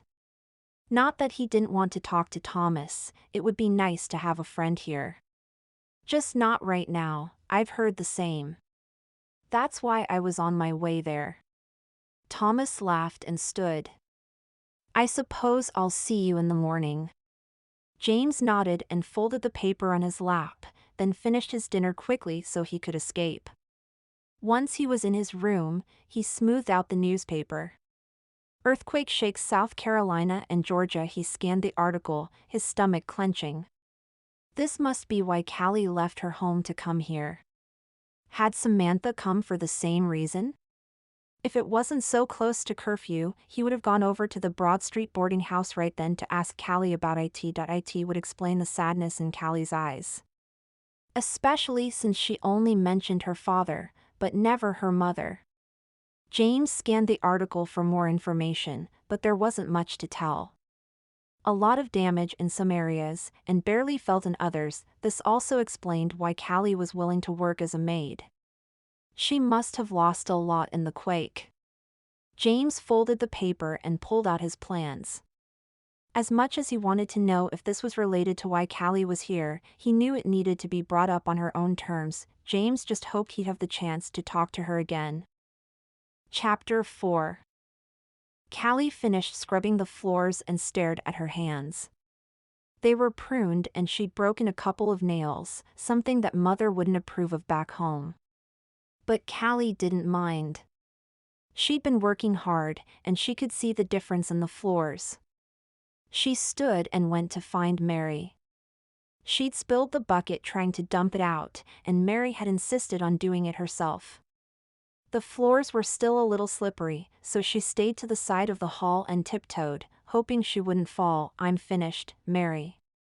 Callie always hated interrupting the woman, but she wanted to go out to the gardens without worrying about the bucket of water sitting in the hallway. Mary harumphed and cleaned the flour off her hands. "I suggest you dress warm if you're going outside. It's snowing out there. And don't track mud inside. You wouldn't want to mess up your work." "Thank you." Callie tiptoed back to her room and gathered all the warm clothes she'd bought in town a few days before. The weather had taken a turn, and it was freezing outside. But that didn't stop her from hoping to run into James. They'd spend a few minutes together each day as they walked through the gardens, but then she'd have to get back to work and he had to go to his office. It had made being away from South Carolina bearable, and she actually looked forward to something when she was finished with chores. James stood near the gate blowing on his hands when Callie found him. His satchel hung on his shoulder as always. He looked up and came toward her. "Good morning. I was afraid I'd miss you. I was scrubbing floors and just finished. I thought you'd be gone by the time I made it out here." Callie was glad she'd bought new gloves earlier in the week. Her old ones wouldn't have kept out the cold. "I stuck around because I was hoping to have you come with me to my office today. I need to talk over ideas with someone, and you always have good feedback." James kicked at a patch of grass. "I could buy us something to eat on the way, if you'd like." Callie knew she should have been a little concerned about going to an empty office with a man she'd just met a couple of weeks before, but James was different. "I'm not sure how much help I'll be, but that sounds like it could be fun." James beamed and held out his arm to take hers. "Wonderful. I have a ride for us sitting out front." "You knew I'd go with you?" Callie asked in surprise. "No, but I'd hoped. I couldn't wait much longer to get into the office, so I would have left around now either way." "I'm just glad you could come with me." James opened the gate and followed Callie through. Callie climbed in the carriage and moved over for James. This was the first they'd really been with each other outside of the garden since that first time when she went to help Samantha. Speaking of her best friend, she'd need to meet up with her later to make sure all was going well with the wedding. "Miss Sutherland?" James asked, his eyebrows drawn together. "Oh, sorry. Did you say something?" If she wasn't tripping or spilling on herself, she embarrassed herself by allowing her thoughts to drift. James chuckled. "I did, but it was nothing important." "How is the wedding planning coming along?" Callie's face burned. "To be honest, I've been too busy working at home and haven't had a chance to speak with Samantha for a few days." "I'm sure she understands. After all, she knows where you live and hasn't come by either." James glanced out the window. "She probably doesn't mean to leave me out of things. Her family just moved here as well, so I'm sure she's busy." Callie huffed. James held up his hands. "I didn't mean anything by it. I was hoping to make you feel better." Callie raised her eyebrows. I don't feel bad. I just know I need to talk to her. It's a little harder now that we're in Denver. We used to live a couple of blocks apart, and now she's practically on the other side of the city. If you'd like, we could try to go see her after we're done at the office. Unless you'd rather just go there instead. No, I'm curious to see where you work. But if you're really all right with it, maybe we could go see her afterward. I still haven't met this Mr. Williams person she's supposed to be marrying, and that won't do at all. Callie was supposed to meet him when she went shopping with Samantha that first day, but he'd been busy with work. James glanced at his pocket watch and slipped it back into his vest. Wonderful. That will give us a few hours there before we need to leave. When they arrived at a shop near the railroad, James got out first, then helped Callie down. She normally insisted on doing it herself, but as the sidewalk was covered in ice, it was best that she accept help. James opened a door on the side of the building. It's just up the stairs. Watch your step. They can be a bit slippery when they're wet. Callie did as she was told and gasped in delight when she got to the top of the stairs. The office was a good size, with windows lining one wall. It had a perfect view of the city when there wasn't a train in the way. Machine parts were scattered along one table, and drawings were scattered along another one. It reminded her of her father's workshop, and she felt a twinge of sadness. What are you building? So far, just a big box of wheels and moving parts that don't actually do anything. James sighed and pulled one of his drawings from the pile. I was hoping to make a contraption that could help prevent the need for pounding rugs out in the backyard. Callie's eyes widened. That would be wonderful. As much as I don't like scrubbing floors, it's still better than trying to get all the dirt out of the carpets. How would it work? James snorted. I'd hoped to make it steam-powered, but so far nothing is coming together. It either leaves water all over the floor, or the suctioning won't work right. Neither of which would be ideal. Callie pulled up a chair and looked at his diagrams. Father had gone over how a steam engine works with her years ago when she'd asked how trains run, so she had a basic understanding of what James was trying to do. The hard part was that he wanted to do it on a small level, and train engines were massive. Why do you have this lever here? Why not over here? Callie pointed to the two spots. Wouldn't it suction better that way? James looked over her shoulder. I tried that first, but the water dumped all over the floor. Callie tried to ignore how close he was to her, but it was very distracting. So what if you just flipped these around? That way, the wheel is making the lever move at a more regular speed, keeping it constant. That should make it less likely for the water to spill out. Ah. You might have a point. James grabbed another piece of paper and drew out what Callie said. Like this? Yes, but make this part smaller. It will push the steam through easier. Callie took the pencil from him and drew what she meant. See? James tapped his fingers on the table. That could work. Let's try it. He moved over to the other table and pulled apart the machine he'd been working on. I need another wheel. They should be down at the end there. Yes, there. No, something bigger. No, bigger. Callie found the biggest gear in the pile. How about this? Perfect. No, wait. Let's go with that one right there. James pointed at another wheel. Yes, that one. Callie handed it to him and pulled up a chair on the opposite side of the table so she could watch what he was doing.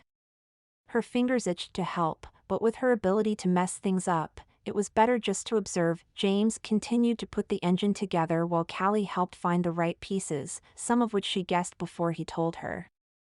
By the time they had it put together, they'd had to light a few lanterns because they'd lost the sunlight outside. I suppose going to Samantha's will have to wait. Callie sighed. I'd really wanted to see her today. It's actually still fairly early. It's just darker because of the time of year. If you'd like to go now, we can test this out tomorrow. James put his coat on and started cleaning up. Callie brightened. You want me to come back again tomorrow? James gestured to the vacuum. This is the closest I've gotten since I started working on it. I'd love to have you come back, if you're willing. I'll have to see what chores they have for me tomorrow, and then let you know. Callie put her coat on as well, excitement bubbling. She'd actually helped build something. They found a carriage, and Callie gave the driver Samantha's address before climbing in. It would take a half hour or so to get there, so she settled back in her seat. James pulled out a small notebook and wrote something down before putting it away. Did you invent many other things before coming here? Callie asked. Yes, though you wouldn't know that any of those things are mine. The bitterness in his voice was evident. Sorry. It's a sore subject for me. Callie folded her hands on her lap. We all have complicated stories of our pasts. You don't have to tell me what happened unless you want to, just like I can keep my past quiet until I'm ready. James studied her. You're not like most of the women I knew back in New York. You're so much easier to talk to, and it's intriguing. I'd come to Colorado with the purpose of completely starting over, and you already know where I'm from and what I do. Mother told me that I should talk to men the way I talk to my brothers. I figured she must be crazy. It seems to be working, though. She must be gloating from heaven right now. Callie thought back to those last couple of memories of her mother before she was gone. If only she'd known she wouldn't have any more time with her before. Your mother was wise. Usually our etiquette lessons are filled with other things, like standing up straight, which fork to use, and so on. There's very little taught about how to talk to someone else. Callie laughed. I do wish less time was spent on those other things. Then I wouldn't feel so guilty about how often I trip or spill. But yes, Mother was very wise. I miss her. James put a hand on hers before quickly moving it. She would be proud of you, I think. What you've managed to do with moving across the country, working hard as a maid when you've always been waited on, you've grown a lot. How'd you know I've been waited on? Callie tipped her head. You didn't have to say anything for me to see how you hold yourself. And when you speak, it's very clear and direct. The difference that I see, and enjoy, is that you talk about things that are interesting and not just how the weather is or what ball you're going to next. Callie hid a smile. I had to be dragged to balls, and the weather is dreadful. James chuckled. Most wouldn't admit not wanting to go to a ball either. Aw, I believe we're here. I suppose. I haven't actually been here before. Callie pulled out the note with the address. It seems right. I guess we'll find out together. James took her arm and escorted her up the steps. Callie tried her best not to trip while staring up at the manor in front of her.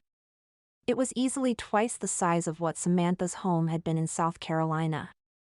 She stopped looking around long enough to greet Alfred, then walked inside to wait for Samantha. She recognized much of the decor from the past house, but there were many new pieces as well. Callie, you're here. Samantha nearly knocked Callie over as she rushed over to hug her.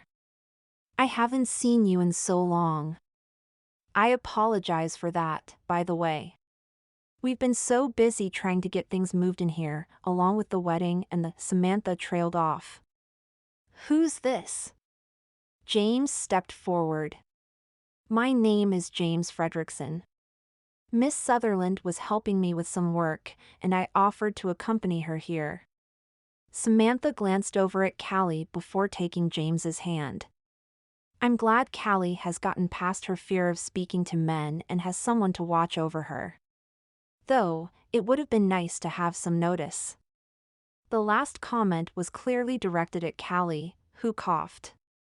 I told you about him, remember? We shared a carriage on my way to meet you for shopping. Ah, yes. I remember now. But the look Samantha shot Callie told her she'd be demanding more information later. We were just about to sit down for dinner with Mr. Williams and his parents. I would love to have you both stay, if it's all right. That would be wonderful. Callie breathed a sigh of relief. If it's not too much trouble. Samantha shook her head. Our cook loves you, remember? I'll tell her to add 2 more plates. Alfred caught Samantha's hint and bowed. I shall take care of that immediately. May I take your coats? They handed their coats and James's satchel to him, then followed Samantha toward the dining room. Your house is beautiful. I miss my home back in South Carolina. This one is too big. Samantha brightened. Just wait till you meet Mr. Williams, though. He's so much more wonderful than his letters had led me to believe. And the home he is building for us is a dream. That's so exciting. Callie stood to the side while Samantha directed the footmen to put her spot next to Samantha and James by Stephen. How is the wedding coming? I haven't heard anything.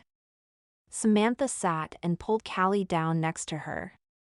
I would have had you come and help, but Mother and her new society friends have been doing all the planning.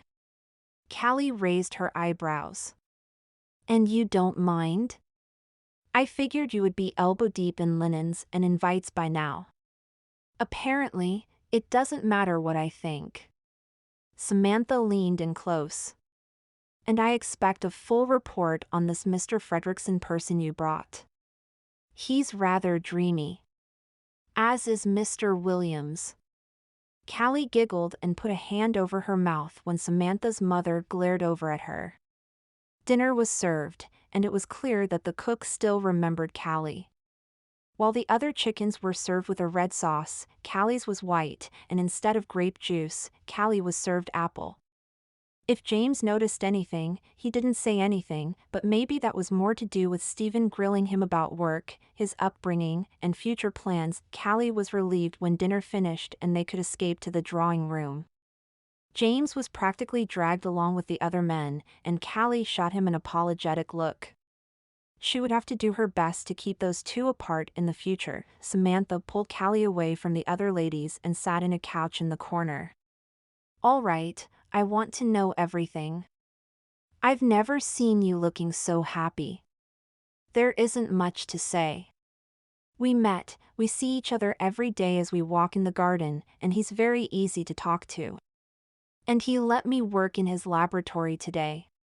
Callie sighed. He's wonderful, really. I never thought I'd be excited to talk to someone the moment my eyes open in the morning. And you didn't even spill anything on yourself during dinner.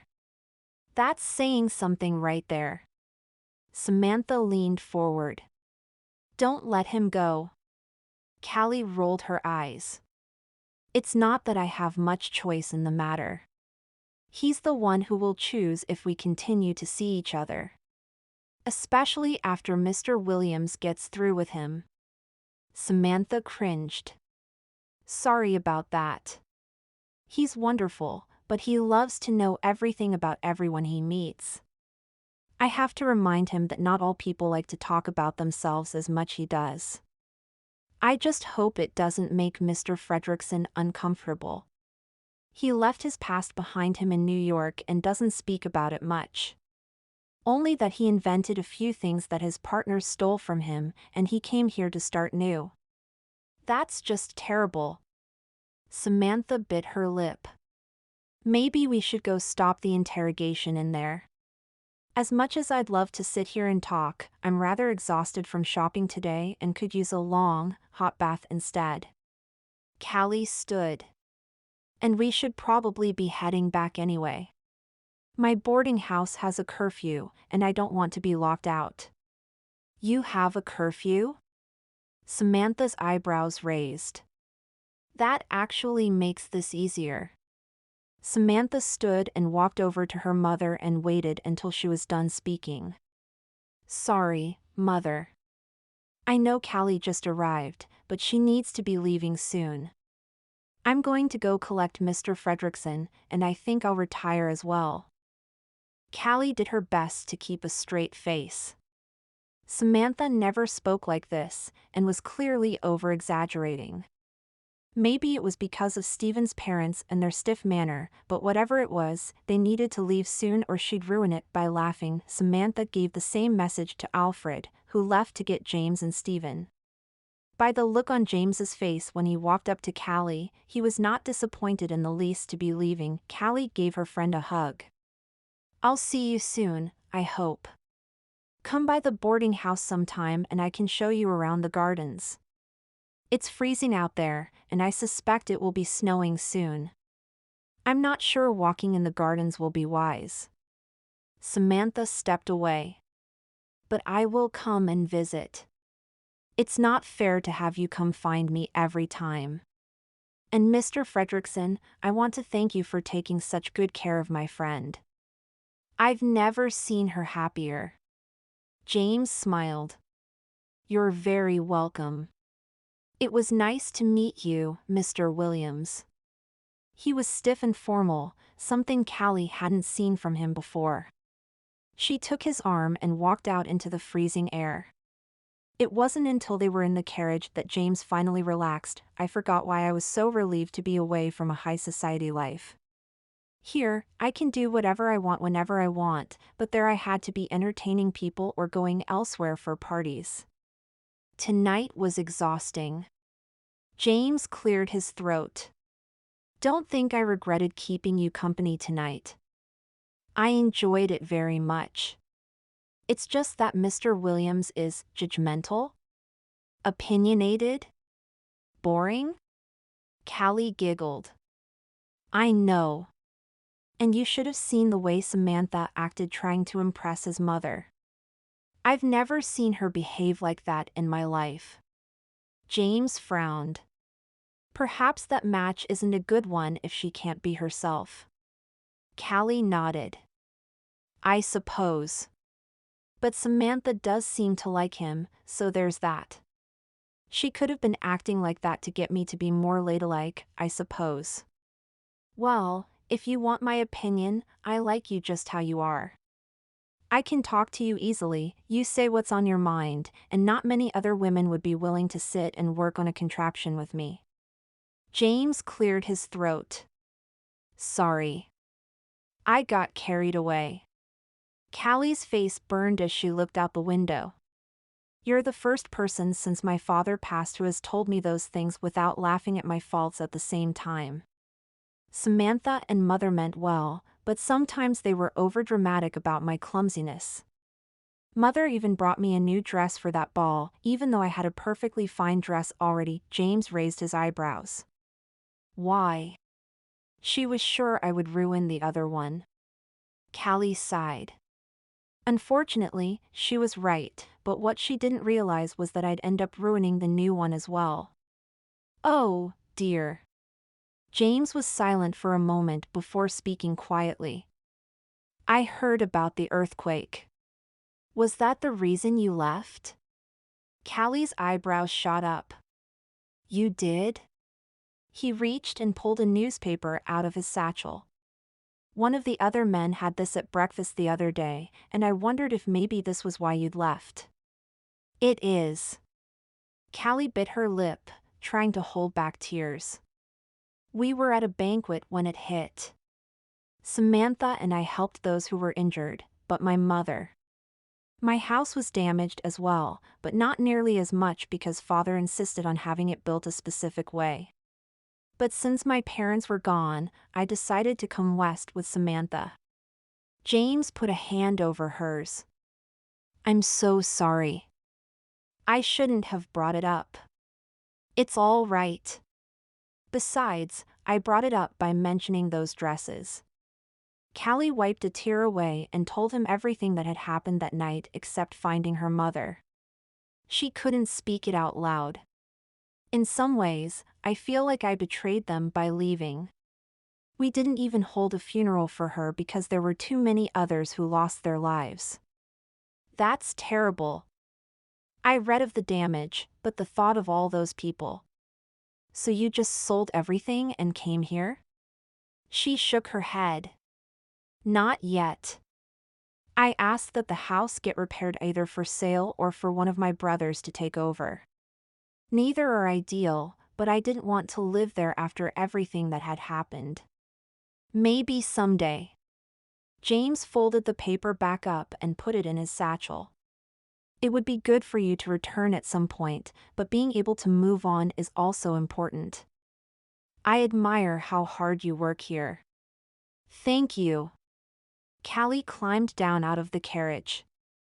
And thank you for letting me come and work with you today. It was much more exciting than scrubbing floors. He laughed. I suppose it was. You're welcome to come with me anytime. I'll see you tomorrow, then? Callie pulled her coat closer to her. I can leave long enough to talk for a bit, but the rest will depend on what Mary has in store for me. I look forward to it. James opened the small gate to the boarding house and waited for her to reach the door before walking away, whistling to himself. The clock inside began to chime, and Callie opened the door to slip inside before they could lock her out. The boarding house was quiet as she went down the hall and up the back stairs to her room. Most of the memories of that terrible night had been squashed down so she could get her work done, but talking to James had brought them crashing down on her. Callie sat on her bed and stared at the trunk she dragged across the country with her. She hadn't opened it since she'd arrived, since she'd bought several new things to handle the weather. She picked up her lantern and set it on the tiny table next to her trunk. The latch popped open, and Callie had to catch the books that fell out before they hit the floor. Those could go on the small shelf in the corner, and what was left could probably go down in the parlor for others to read. There was a musty smell to everything after being closed for so long, but seeing some of her old gowns made her smile. Each one brought back memories that didn't hurt, and her heart lifted a little as she went through everything. She'd need to have them washed before wearing them, but for now, she could just set them aside. Down at the bottom was a large package with Helen's writing scrawled across it. Callie frowned and pulled it out, wondering what it was. She threw her dresses back in her trunk since there was nowhere else for them to go, then took the package and sat on the bed. Inside was a pile of money, along with a note from Helen letting her know how much was included and what was left. Callie's mouth went dry. She knew they were doing well for themselves, but this was beyond anything she'd imagined. It would need to be put in a bank as soon as possible so no one could take it. She would use the money to help hire on her former maids once she had her own place if they ended up selling the estate. Or maybe. Callie had loved working with James on the vacuum he was building. She'd talked to Father a few times about going to college someday, and while Mother insisted she didn't need to, it was something Callie had still wanted. If the money wasn't needed for anything else, maybe Callie could go to school instead. She grinned and folded the package back up the best she could.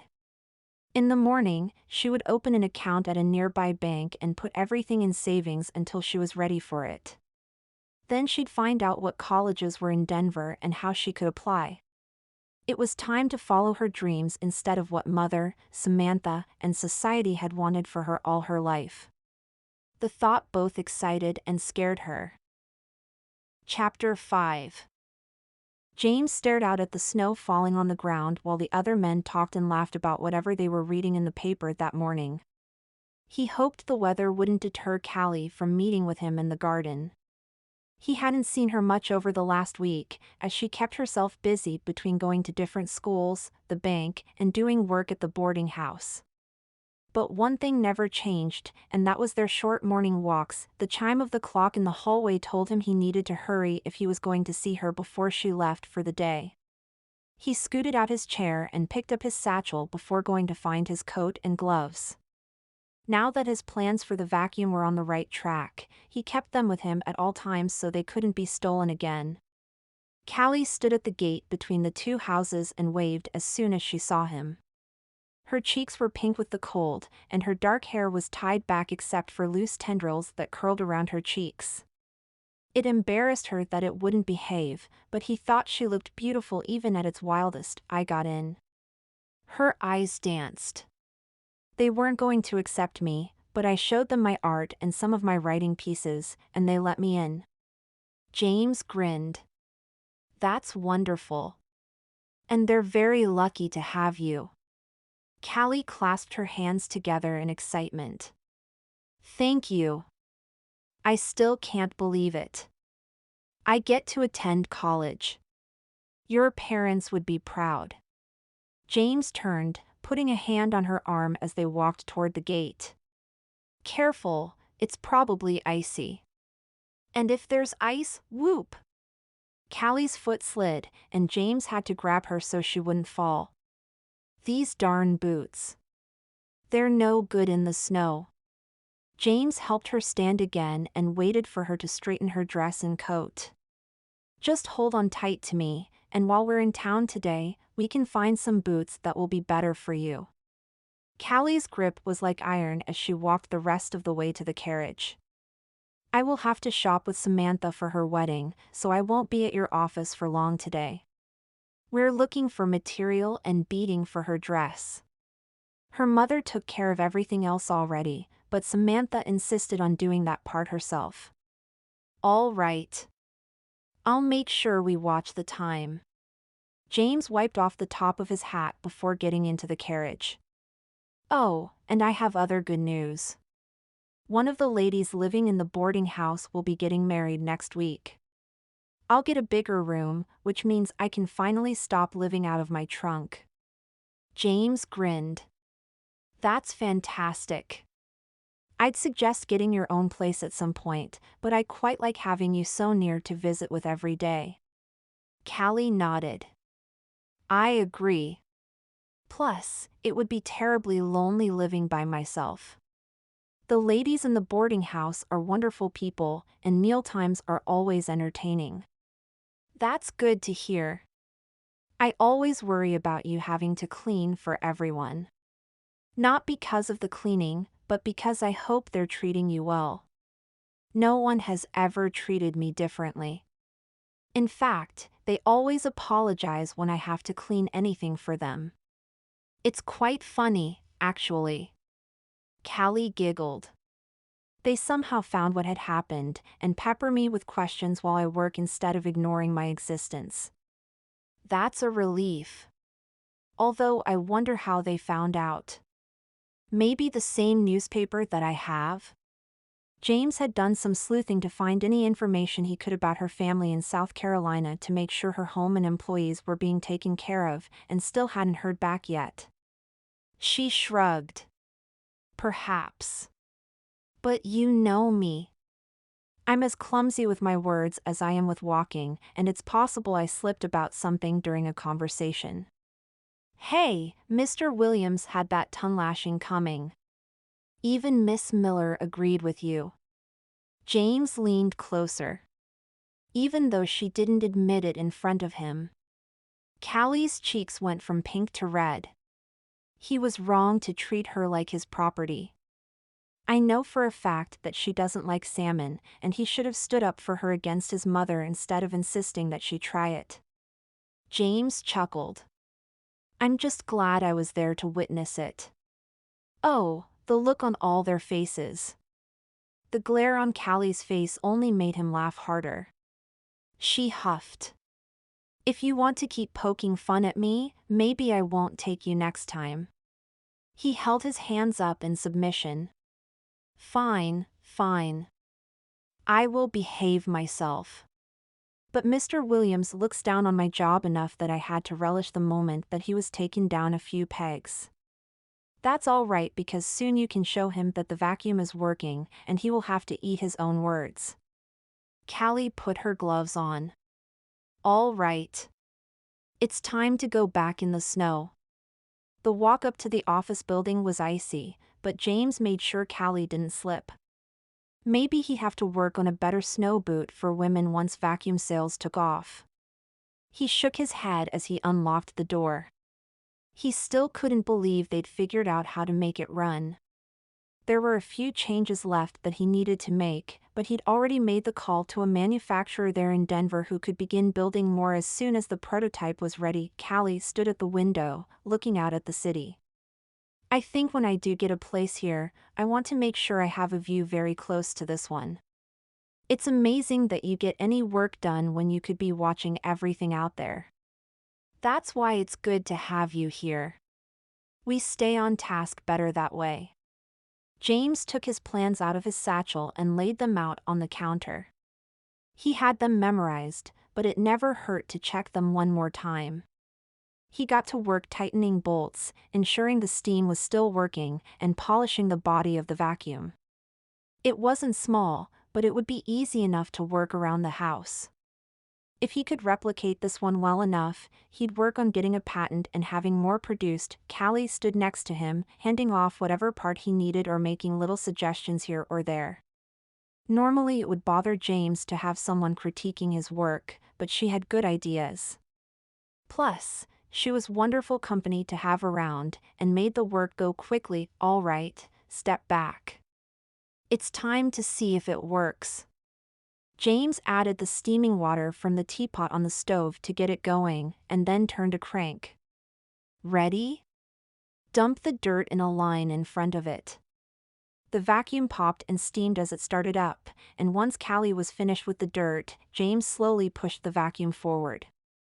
Callie let out a whoop when the line of dirt disappeared beneath the vacuum, but James wasn't quite satisfied yet. They'd gotten it to work a few times, but as the steam cooled down, puddles were left. Now that they had more metal pieces inside, he hoped it would stay hot and keep pumping. Beads of sweat popped up on his forehead from exertion, but it was worth it. The vacuum worked. Except, he hadn't thought about how to stop it. He continued moving through the small office, picking up dirt and leaves, before setting it on a towel that Callie laid out just in case it leaked. Well, I'd say it's a success. James grinned and turned to make notes in his plans, nearly getting tackled by Callie throwing her arms around him. He froze for a second before returning the hug. Callie pulled away, the spark of excitement in her eyes turning to horror. I'm sorry. I shouldn't have. I was just so happy. I'm really quite a mess when it comes to talking to. Her last words were lost as James pressed his lips against hers. She melted into his arms, running her fingers through his hair. This was against everything either of them had ever learned from society, but at that moment, he didn't care. Callie broke the spell and stepped back. Oh, my. I mean, goodness. That was, now I know why people wait for their first kiss. I suppose so. James cleared his throat. My apologies. If you'd like me to escort you home now, I can. I didn't think about what it might look like to others. Unless you'd like to end our partnership with this invention, I'm all right staying. I kissed you back. Callie's cheeks reddened. Besides, I'd like a job that's not just mopping floors or beating rugs. This allows me to remember father. Not the kissing part. Working on experiments. James laughed and put a hand on hers. I would really like you to stay. We just have to be more careful, I suppose. I guess. But just so you know, you have my permission to court me, if you'd like. There's no one else to give me away now, I suppose. Except for my brothers, and I think they'd rather see me as a spinster. Callie giggled. Well, I'm glad I have your permission because I was really hoping to take you to a Christmas ball that's being held at the end of the month. Our landowner I rent this building from is hosting it, and I really don't want to attend without a partner. I would love to attend a ball. Callie's eyes widened. Oh, dear. What's the time? I forgot I was supposed to meet Samantha. James pulled out his pocket watch. It's just past 3. What time were you supposed to be there? Callie grabbed her coat and brushed her hair out of her face. At 2 o'clock. I must be going. Do you need anything else? I don't. I'll just be finishing up the letter and sending it off to the manufacturer. I won't be much longer. He would need to find a way to pack up the vacuum to have it delivered as well. He didn't like having a working model just sitting here overnight where someone could break in. I'll help you outside, and then come back to finish up. And don't forget to buy some boots while you're out shopping. The trip might be for Samantha, but you need your own things as well. Callie glared down at her shoes. These things won't let me forget. I'll make sure to get them first thing. And then maybe go home if I don't find Samantha after that. James put on his coat and walked with Callie out to find a carriage. Once she was safely inside, he turned and made arrangements with the driver to come back and pick him and the vacuum up. He hurried up the path and to his office to get everything ready. He would have to use all the boxes he owned to make one big enough for it. He wrapped every cloth, every burlap sack, and every other material he could find around the vacuum until he was satisfied that it was unrecognizable and wouldn't break on the way over. The carriage had pulled up by the time James had taken the package outside. He picked his way along the path, careful not to slip on the ice. The driver met him on the sidewalk and helped load the box inside. You really wrapped this thing up good, didn't you? The driver chuckled. May I ask what it is? I'd rather not say until the patent is ready. James shook the man's hand. Thank you for your help. He gave the driver the address, then climbed in, resting a hand on the vacuum. He'd made many things over the years, but the sense of pride that came with making something that worked never got old. His mind wandered back to the kiss.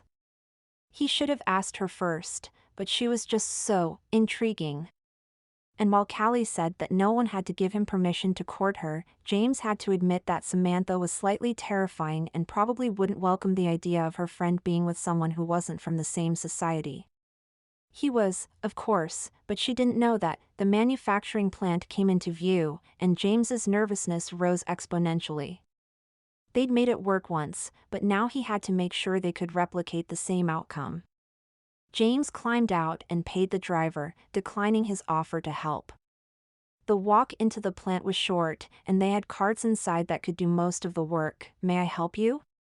A man looked up from his desk and looked at James expectantly. I've talked to Hugh Smith before about getting this replicated and ready to sell.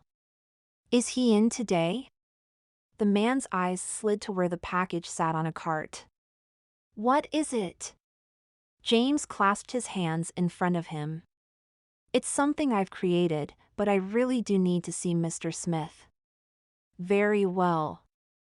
The man stood and walked into an office.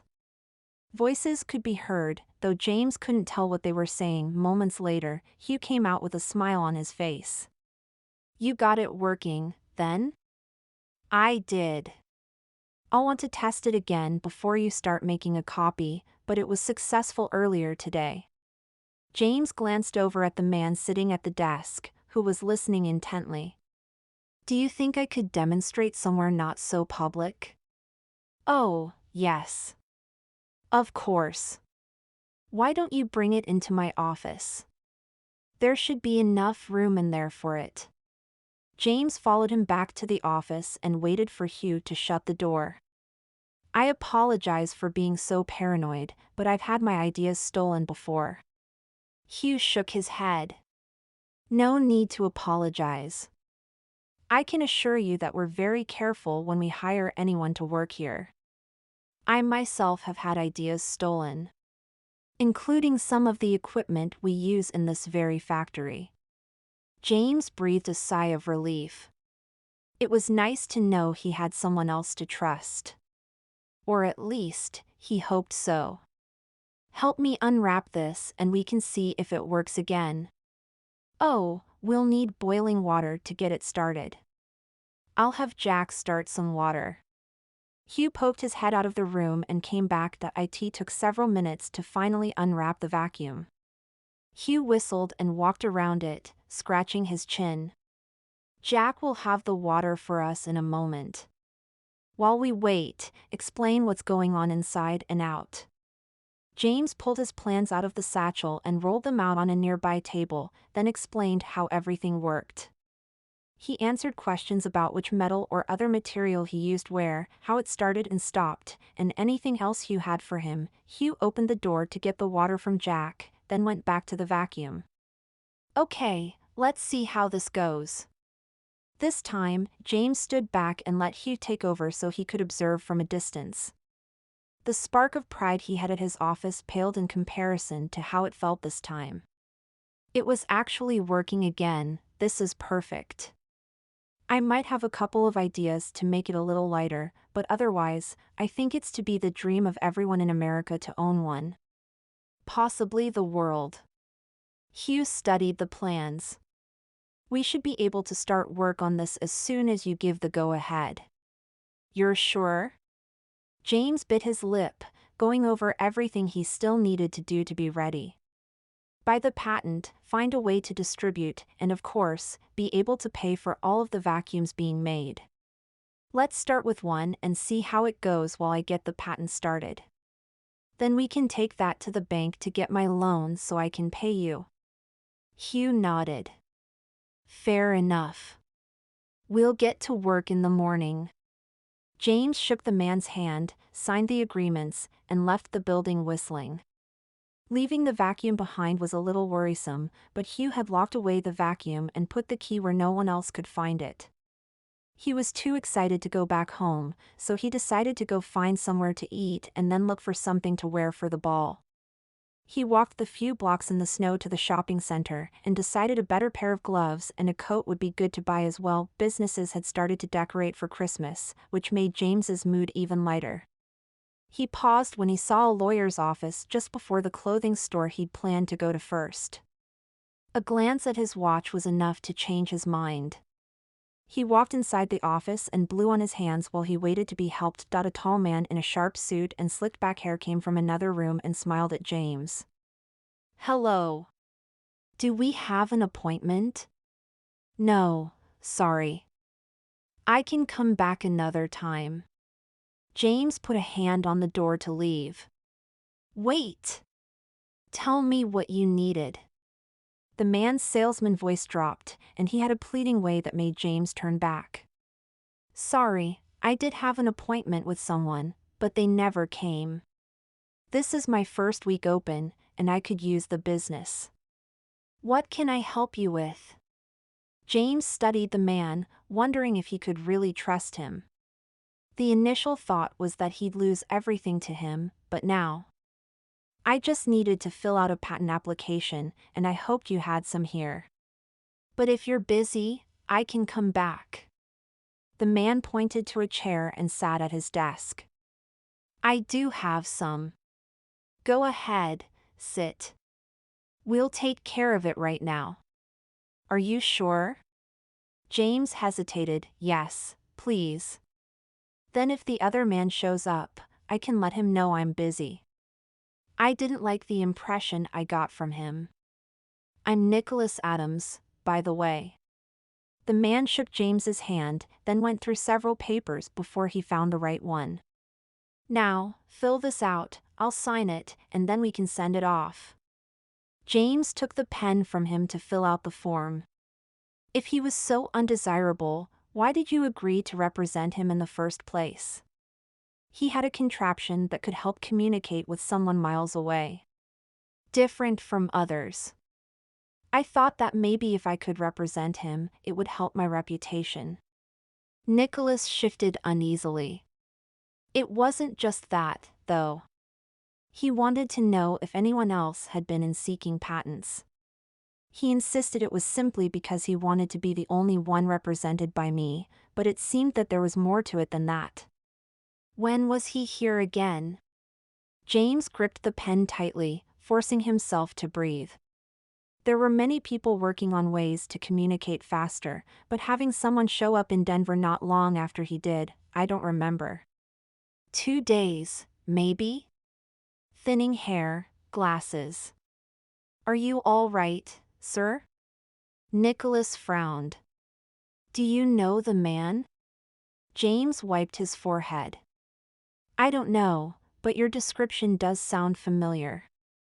If so, I suggest you avoid working with him at all costs. There's a chance the idea he brought to you was not his. Nicholas leaned forward and rested his elbows on his desk. Are you saying he stole the idea? Only if it's the man I think it might be. But it could just be coincidence. Except that James didn't believe in coincidences, especially if the man was asking for information about other inventors. He knew it would only be a matter of time before he was found. He just hoped it would take longer. Here's my application. I need to leave now in case he does come back. And please don't let him know I was here. Nicholas took the paper and folded it up. I'll get it ready to send immediately, and I'll let you know as soon as I hear from the patent office. Thank you. James tipped his hat and slipped out of the office, hoping to avoid running into anyone he knew. Except maybe Callie. Those last few moments in his office played again in his mind. The feel of her in his arms, the softness of her lips. A man who matched the lawyer's description stepped out of a store just up ahead, and James jerked back around the corner and waited, his heart beating rapidly. James couldn't afford to be seen by anyone from his past yet. He wanted to make sure that everything was set and ready to be sold, and hopefully both Nicholas and Hugh would help keep it quiet. James counted to 100 before he left the safety of the alley and continued toward the center of the shopping district. He bought warmer gloves and a thick coat, then added a hat to replace the one he wore. Anything he could do to change his appearance even a little. James changed into the new outerwear and put his other clothes in his satchel, then continued on through the stores. He had to find a suit for the ball, and possibly some gifts for his family back home. It would take them a bit to arrive, and he had to make sure they were sent on time. He made sure that no matter what store he went into, his back was away from the window so he could keep a lookout to make sure the man wasn't following him. He got a few strange looks from the other shoppers, but he didn't care. He was not going to be surprised. It was later in the day when he finally had everything he needed and found a carriage to head home. It was a much quieter ride than when he had Callie with him, and he had to admit, he missed having her there. Hopefully she'd get home before curfew so they could talk about their day.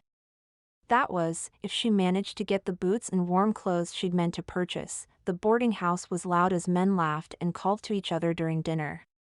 James asked one of the employees to bring a plate of food to his room, and then hefted the packages upstairs. James set his things down on the bed, then flopped next to them, relieved to be able to let his guard down. He was now safe. A knock came at the door a few minutes later. He stood to open it, hesitating as he reached for the doorknob. Who is it? He put his ear to the door. It's Christopher, sir. You asked me to bring you some food. That didn't help much. He pulled the door open slowly to make sure it was just the employee in the hallway, then pulled it the rest of the way so the man could take his plate to the small table in the room. Thank you. It's just been a long day. He frowned at the envelope that was set next to his food. What's that? Mr. Palmer asked me to bring it up. It was dropped off earlier today. Christopher raised his eyebrows. Is something the matter, sir? No, it's fine. I just haven't given anyone my address, so I'm a bit surprised. James pulled out a few coins. Thank you for bringing my food. Christopher held up a hand to protest. You don't need to pay me, I know I don't, but you took the time out of getting your work done to help me. Thank you. James set the coins in the man's hand, then opened the door so he could leave. I'll bring the plate down later. He shut the door before Christopher could say anything else, then ripped open the letter. Patrick, or I suppose I should call you James now. I hope this letter finds you in good health. though I have to wonder why you found yourself across the country under a new name. You left in such a rush that we were never able to pay you for the items you supposedly invented. I have found a lawyer in town and request that you meet with us to discuss terms on a few things, or I will be forced to have you arrested. I can't have you spreading lies about our old company. Signed, Gerald. James crumpled the letter and threw it into the fireplace. He'd been found. He'd only been here a few weeks, and they found him. Someone back home must have let it slip that he'd left for Denver. He ate his food quickly, then took his plate downstairs. Most of the men had already retired to their rooms, so the house was quiet. James found Mr. Palmer in his study and went inside, shutting the door behind him. Was that letter sent through the mail, or was it delivered by someone? James sat in the chair and gripped the armrest tightly. I believe someone dropped it off. Why do you ask? Mr. Palmer set down his pen and clasped his fingers in front of him. James drummed his fingers on his knee, forcing himself not to jump up and start pacing the floor. I came here to get away from people who had taken everything from me. One of them seems to have found me. I just need to know how close they are to figuring out where I'm staying. Mr. Palmer's eyes widened. Oh, dear. We could protect you here, but I'd understand if you don't want to stay. What are your plans? James stood. As much as I've loved it here, I'm going to leave. You can keep the last of my month's rent, and I hope you'll stay quiet if someone comes to ask about me. Very well. I suggest you stay tonight and leave when you normally would so as not to draw attention to yourself. Don't let me know where you're going so that if they question me, I won't have to make something up. And good luck. Mr. Palmer took a piece of paper out of his desk and wrote a few things down. Here are some other options for you, but again, don't tell me where you're going. James took the paper from him and stood. Thank you. It's been a good place to stay. I just wish I didn't have to leave under such urgent circumstances. After making sure that no one was in the halls, James moved quickly to the stairs and up to his room. He packed everything into his trunk, thankful that he'd left a few things at the office over the weeks. His first thought was to stay at his office. No one was there after 5, and he could lie low there. It would give him more time to work that way. But if they'd figured out where he lived, they probably knew where he worked as well. He'd have to clean that place out as soon as he could. He'd hoped this life could last much longer, but it seemed it was time to move on. Chapter 6. Callie shivered in the snow out in the garden, telling herself she'd wait just one more minute for James. It wasn't like him to be late, even when he was in the middle of finishing his vacuum. Perhaps kissing him and then running off to see Samantha wasn't the best idea. She hadn't meant to let something like that happen, but she was caught up in the excitement. Another couple of minutes went by, and Callie turned to leave. She'd finished her work for the day, which meant she had plenty of time to go visit with Samantha. Callie trudged through the snow to find the carriage sitting there waiting for her. She sighed and climbed up, giving the driver the address to Samantha's instead of going to work with James like she usually did. It was tempting to go there just to see if he was there, but if he didn't want to see her, that even the Christmas decorations weren't enough to lighten Callie's mood as she rode through the city. Everything that had seemed so bright and exciting the day before was now drab and dirty from the muddy snow. The carriage finally pulled up through the gate to the front entrance. Callie paid the driver, then lifted her skirts so she wouldn't get Samantha's floors all muddy. Never mind that they were already a mess from waiting in the garden. Voices came from the drawing room as Alfred let her in. One in particular caught Callie's attention, and she was sure she was imagining things. Callie walked into the room, where James and Samantha stood to greet her. "What are you doing here?" she blurted out. "I waited for you for hours, but you never met me in the garden." Samantha tugged on her arm. "He has good reason. Now please sit and listen instead of making a spectacle of yourself." Callie pulled her arm away. "I've already done that." "Well?" I'm sorry for making you wait out there, but it seems that I've been followed to Denver. I couldn't risk letting anyone see us together or where I was going for fear that they'd find me here as well. What are you talking about? Callie glanced between Samantha and James. You were followed? How? I don't know. I was very careful to change my name and took a long roundabout way to get to Denver, but last night I received a letter. James stood and paced the floor. They found where I lived. It was hard to stay overnight before leaving first thing this morning. I didn't know where else to go, so I thought this would be the safest place for now. I only arrived a few minutes ago because I made several stops on the way just to be sure I could lose anyone who wanted to find me. Callie looked over at Samantha for confirmation. You couldn't even leave a note? James took her hand in his.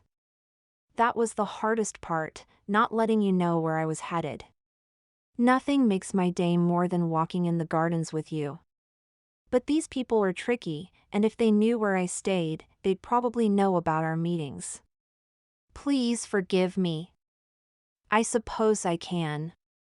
Callie frowned. Now that I think about it, I did hear Miss Sybil talking to a man the other day about where to find the boarding house. I thought it was silly that he tried there first when Palmer's is right next door. Oh, dear. James sat next to Callie. Hopefully they haven't seen us together or they could have followed you here. She shook her head. No one was on the road except the carriage we take every morning. So unless the driver said something, which I suppose he could have. What if I just made things worse for you? Samantha shook her head. You wouldn't have known, Callie. So, what are you going to do? You're not leaving town, are you? Callie frowned. I don't know what I'd do without being able to work with you. Or be with you. Our walks have meant everything to me. James shook his head. The manufacturer is here, as is my lawyer. In the letter, Gerald mentioned already having a lawyer, but I'm not sure if he meant Nicholas or someone else. Mr. Adams knows better than to work with Gerald, especially because he was already suspicious. You went to the same lawyer? Callie raised her eyebrows. How is that even possible? He's the first one as you go into the shopping district.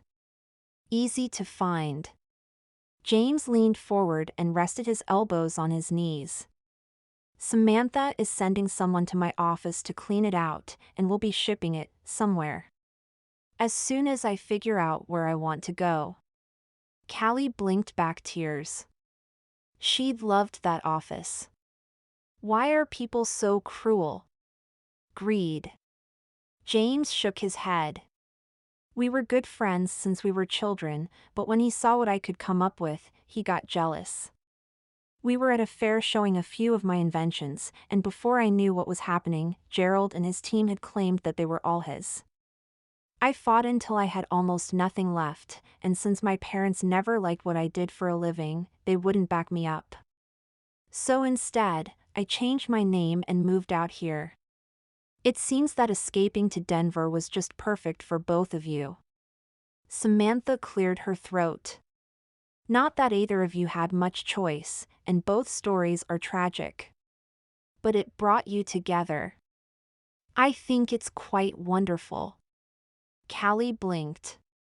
Samantha had never been one for romance. After all, she'd allowed her mother to set up her marriage.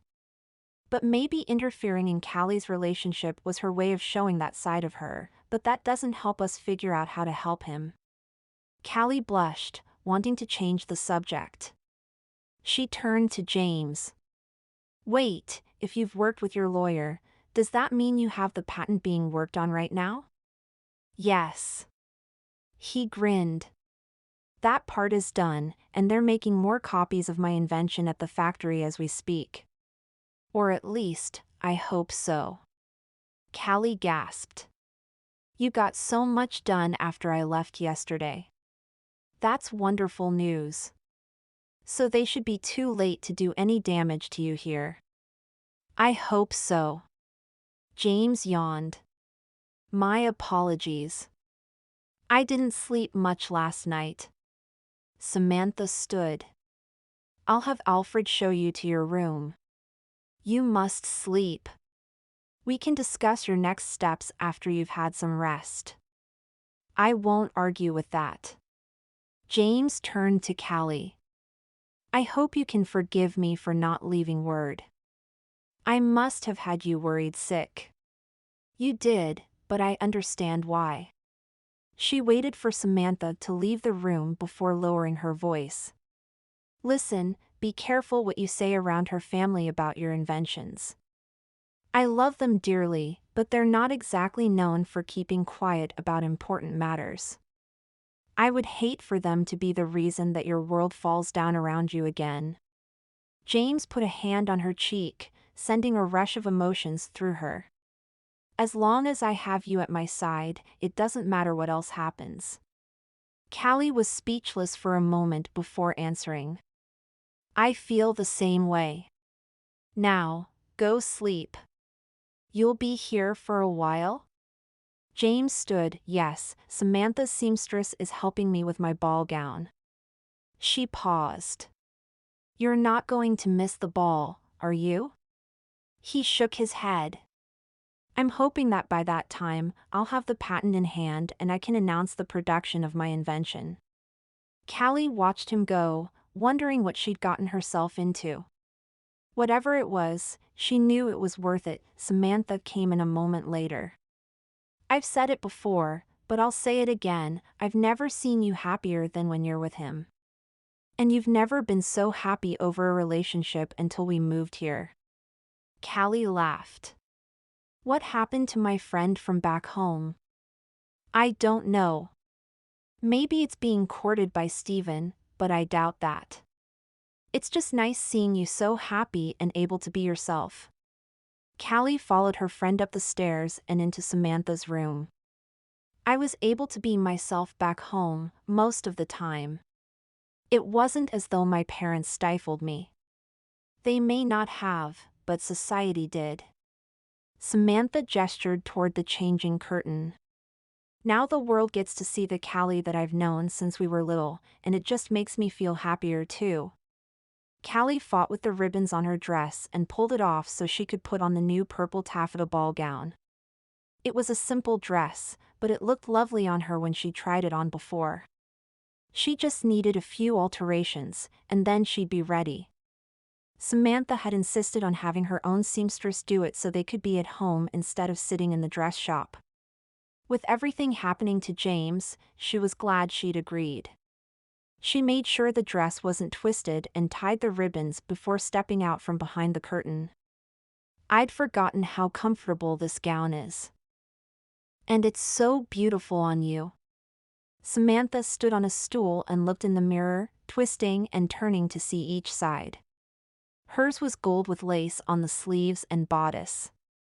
She stepped down and gestured for Callie to get up. I still feel like a giant Christmas ornament. I cannot believe Mother made me choose this one. I liked the simpler blue one. I have to agree, but I do think this one does more for your figure. The blue one wasn't quite as nice. Callie climbed up on the stool and nearly toppled over. Maybe I should just stand on the floor instead. The seamstress scurried about the room, adding pins where she needed to bring in the dress. Samantha seemed at ease with having people wait on her, but Callie had been poked more than once when dodging away from them. Would you please stand still? They'll be done sooner if they can do their work. Samantha smiled at Callie through the mirror. No wonder your mother bought your gowns without you there. Well, that and she knew I'd never go for half the dresses she chose. A spark of sadness hit her as she thought about Mother. I miss her. Samantha reached over and took Callie's hand. I'm sorry. I shouldn't have mentioned her. It's all right.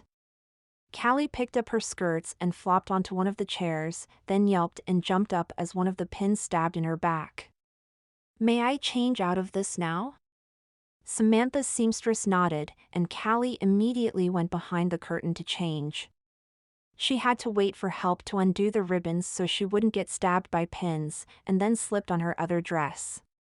The privacy gave her a chance to wipe away the tears that spilled down her face, thinking of mother and father and everything she'd left behind.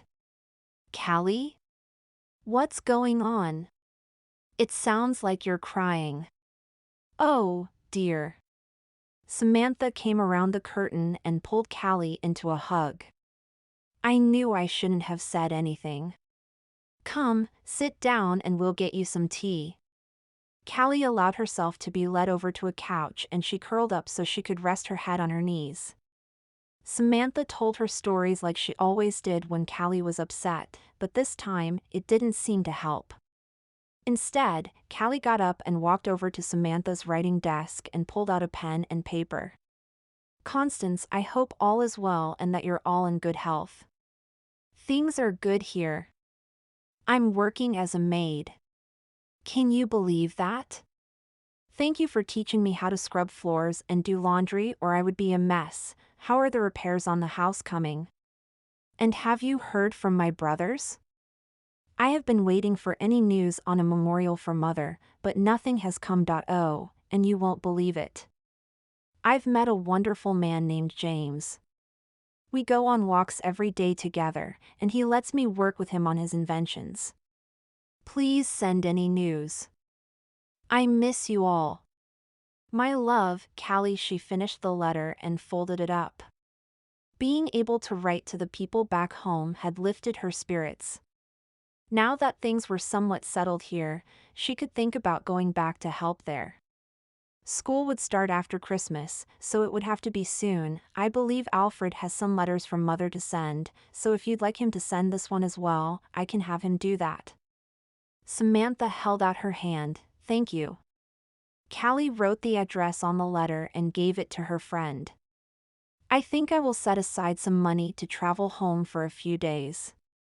Make sure that everything is set.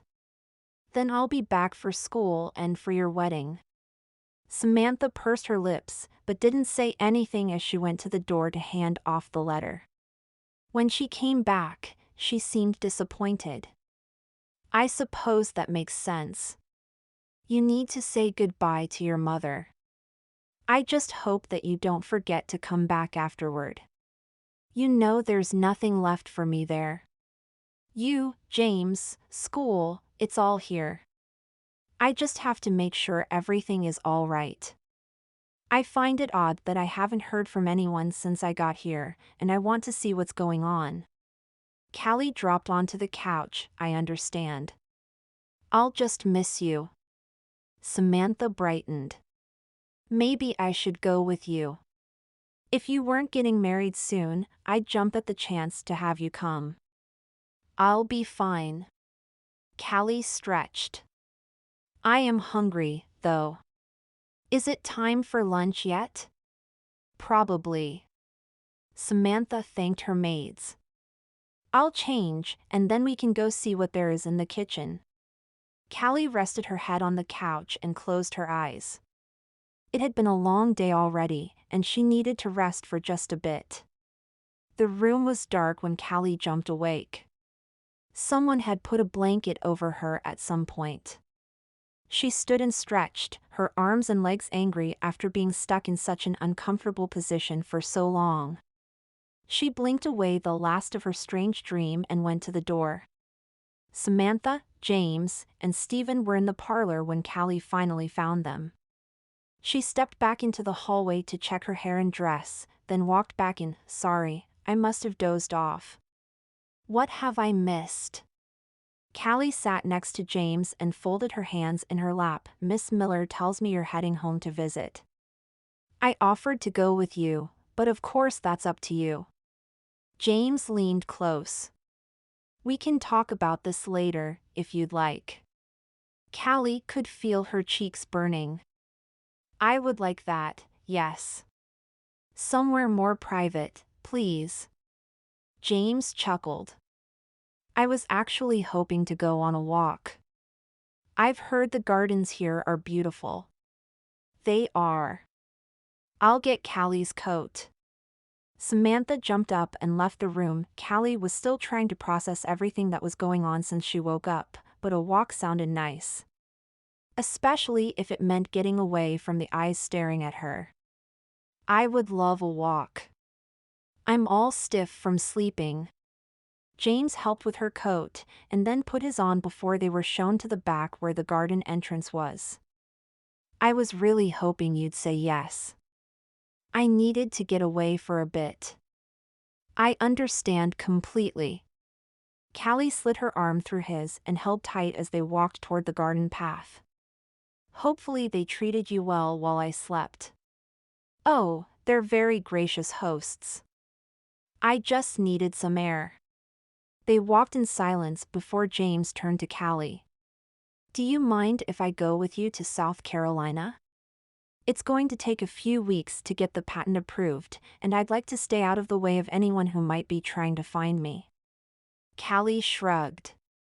I hadn't decided when I was going yet, but having company would be nice. Even if I did turn down Samantha's offer. If we left in the next couple of days, we could get back in time for the ball and school. But would that be too early for you? No, not really. I was trying to figure out how to make it work between Christmas and the New Year, but that would leave me a day at most to actually spend time there. Callie bit her lip. I had Samantha send a letter earlier today, but we might beat it there. I just feel like something isn't quite right. James turned back toward the house. Well, let's start planning the trip. We'll need tickets and to get you packed before we go. I can't be much help with that part since I have someone looking for me at the boarding house, but we could meet up here afterward. Callie nodded, thinking over what else needed to be done before they left. I'll go back there after dinner. If you're all right with it, we can leave first thing in the morning. I think that's a splendid idea. I won't have to spend more time taking advantage of Miss Miller's hospitality that way. She might say she is fine having me there, but I don't think Mr. Williams agrees. It's settled then. Let's go eat. It's already getting dark, and I'm worried I'll miss curfew at the boarding house. They walked back in and met everyone at the dinner table. James stuck close to Callie's side to avoid conversation with Stephen, and Callie wasn't about to complain. James was a good buffer between Callie and Samantha's parents. Samantha walked her to the door after dinner and hugged Callie. I was really hoping to have more time with you before the wedding, but I'm glad you're going home. You need closure. Thank you. Callie glanced behind Samantha to where James was talking to Samantha's father. Keep an eye on him tonight, please. It bothers me that they were able to find him so easily. And be careful. There's no reason for you or your family to get hurt in the middle of all this. Don't worry, we'll know if someone tries to break in, and it will be dealt with quickly. Go straight in as soon as you get to the boarding house, and don't talk to anyone you don't know. Callie raised her eyebrows. When have you ever known me to talk to strangers? Good point. Samantha shivered. See you first thing tomorrow. Callie waved and hurried down the path to the carriage that was waiting for her. The city that had seemed so exciting now felt like there were people ready to jump out at every corner. She kept the curtain in the carriage closed and was relieved when they finally pulled up in front of her boarding house. She did her best to run up the sidewalk without slipping on the ice, and nearly fell twice. Miss Sybil met Callie at the door, worry evident in her eyes. You're back, I'm so glad. I was afraid something had happened to you. Miss Sybil stepped away so Callie could go inside. Someone stopped by earlier to see if you were here. He was pushy, so I sent him away without any information, but there was something about him. Was it the same man who asked about the other boarding house, by chance? Callie hung her coat on the rack by the door. No, this man was shorter, and I didn't trust him one bit. Miss Sybil handed her a letter. He left this. Callie took it from her. I'll be checking out for a week or two while I run back home. Please don't give up my room. I don't want to go back into the other one. I can pay to hold if needed. Miss Sybil gestured for her to follow as she went toward the parlor. Let's just have you fill out this paperwork to hold on to the room. After all the work you've done for us, we wouldn't give it to anyone else. Thank you. Callie stared down at the letter in her hand. It was her brother's writing, and she wasn't sure she was going to like what it said. Now, please excuse me. I have some packing to do. If you don't mind, I'll take the smaller chest I brought and leave the bigger one here. Of course. We'll hold on to it for you. Callie raced to her room, thundering up the stairs and tripping on her skirts. She ripped open the letter and grimaced at the use of her full name. She went by Callie for a reason. Calliope, I hope this finds you well. I was distraught when I heard about Mother's passing, and even more so when I found out that you'd abandoned the house and our servants. I will be selling the house and selling the servants as soon as I arrive in late December. Some of the funds from the sale will be sent to you so you can buy something in Colorado. Best wishes, David. Callie reread the letter in stunned silence. He was going to sell Constance? Helen? They were free workers who were paid to do their jobs, and he was going to try to sell them? Callie's blood boiled. Those women and men had raised Callie and her brothers and were just as much family as mother and father. She threw things into her trunk and tucked the small envelope of money she'd saved into her skirts. If she could get home before her brother, she could stop the sale and make sure everyone was provided for. Every moment she had to wait was now agony, knowing that things could be bad when she got home, but she wasn't about to sit by and let her brother destroy everything her parents had built. Chapter 7. James stared out at the open land as it flew past, still not believing he was doing this. He'd left his vacuum and all his notes behind, hoping that he could trust Hugh and Nicholas to keep them safe.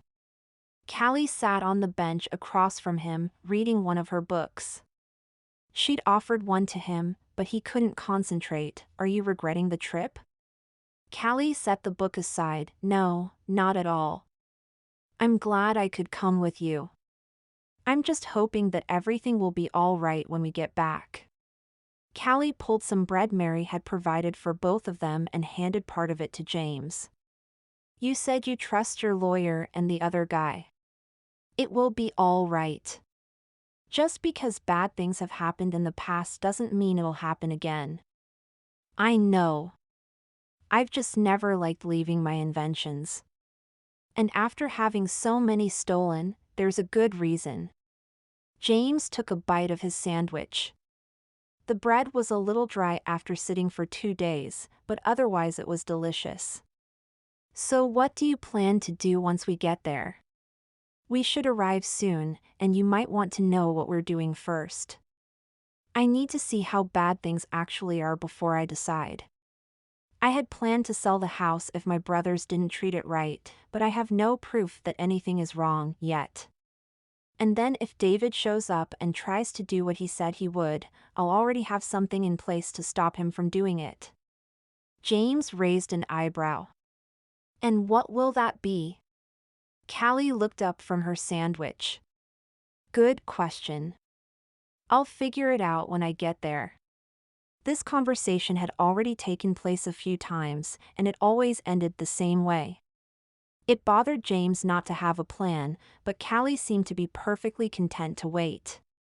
And since this was her land and her family, he had to sit back and let her do what was needed. Fields gave away to houses and buildings, and soon it was time to prepare to leave the train. James checked his trunk, then helped Callie with hers. Is there anyone I need to be warned about before we get to your house? Everyone who runs the house is nice and they treat guests well, but if my brothers are around, you may need to watch out for them. They won't take kindly to anyone who is trying to court their sister. Callie rolled her eyes. Let's just hope they're not here yet, then. James waited for the train to stop, then helped take out both trunks. Now that they were in Callie's territory, he backed up and let her make the decisions. Callie flagged down a carriage and gave the address where they were going while James loaded everything in.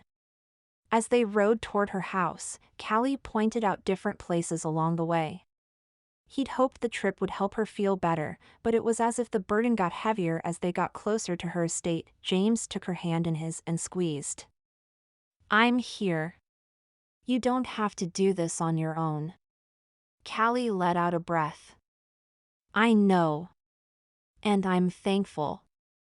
The last time I left this place, it was under terrible circumstances, and it feels like it's happening all over again. I'm sorry." They pulled up to her house, and James whistled. "The architecture is beautiful." "Thank you. Father had it designed. He was always ahead of his time." Callie smiled and climbed out. James held back with their things while Callie tried the knob, then knocked. It was a moment before anyone answered, and Callie threw her arms around the short, plump woman, then turned and motioned for James to come forward. He grabbed their things and pulled them up to the front door. "Hello, I'm James Fredrickson.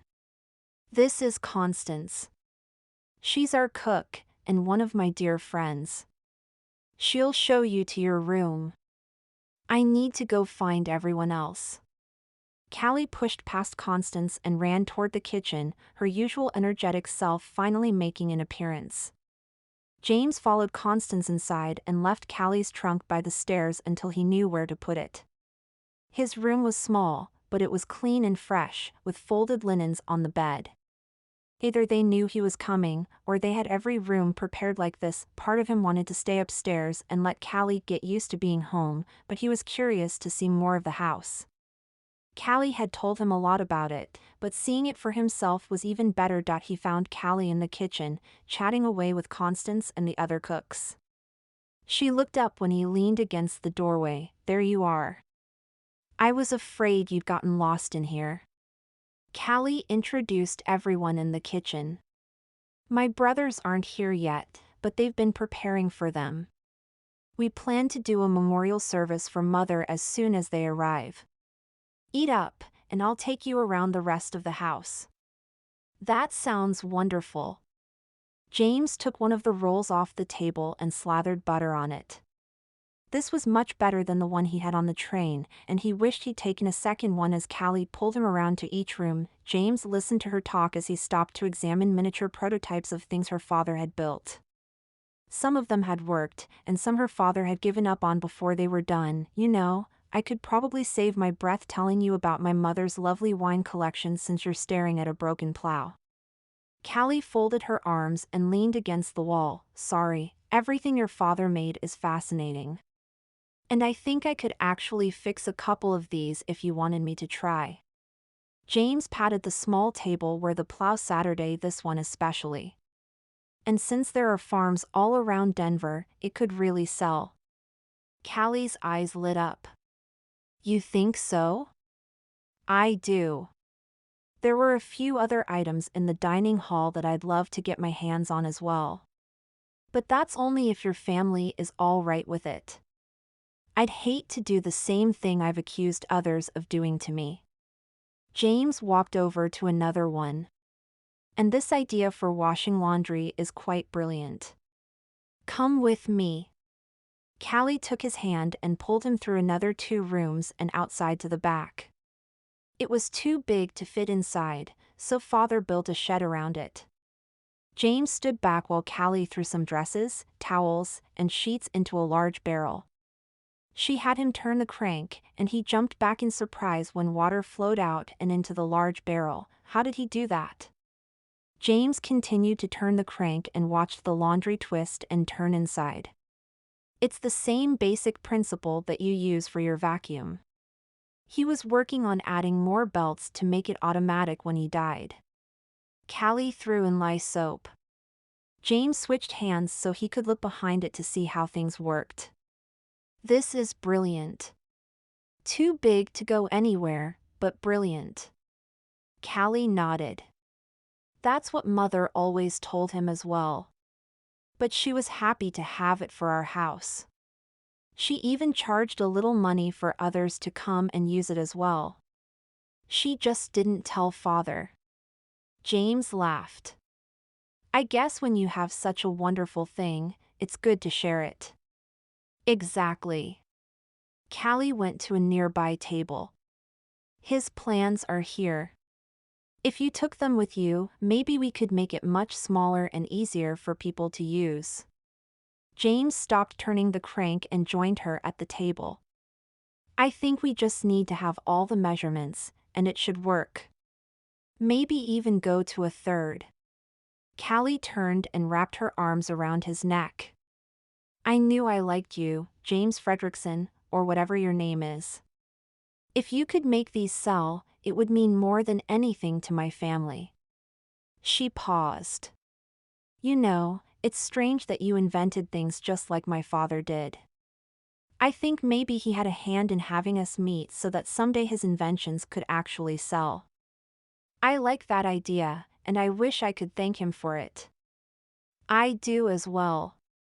You two would have liked each other. Callie sighed and turned away, and my name is Patrick. Your father might know that now as he is looking down on us, but I wanted you to know as well. He leaned down and kissed her, enjoying her closeness. Footsteps on the path broke them apart. He leaned close. Please call me James, though. At least until things are sorted. She went up on her toes and kissed him on the tip of his nose. I can do that, but only if you will call me Callie. Miss Sutherland is too formal. Now, let's gather whatever we can fit in your trunk before someone else gets here. James rolled up the plans and tied them with a piece of ribbon. I suppose we should probably finish washing the clothes? Oh, yes. Don't worry about it. We'll have Constance come and finish them. I'm not sure how to work the next step. Callie took him to the back so they could avoid people. I used to take this door to find father when mother was on one of her tangents about being a lady. I'm sure she loved that. James stopped at his room. I'm going to put these away and then you can take me around the city. Unless you have something else in mind. Callie paused for a moment. I want to wait until later for that part. The last time I was here, rubble from the earthquake was all over the streets. I'm sure a lot has been cleaned up in the weeks I've been gone, but I still have nightmares from it. What you can do is get cleaned up and come down for dinner. I hope you're hungry because Constance went a little crazy with the menu. James opened his door. I'll be right down. He had to move things around inside his trunk, but he was finally able to fit the plans inside. It took everything he had not to slip back down to the shed and study how the washer worked instead of going to dinner. They'd been there 3 days before the trouble actually came. One brother after another showed up at the house with their families in tow.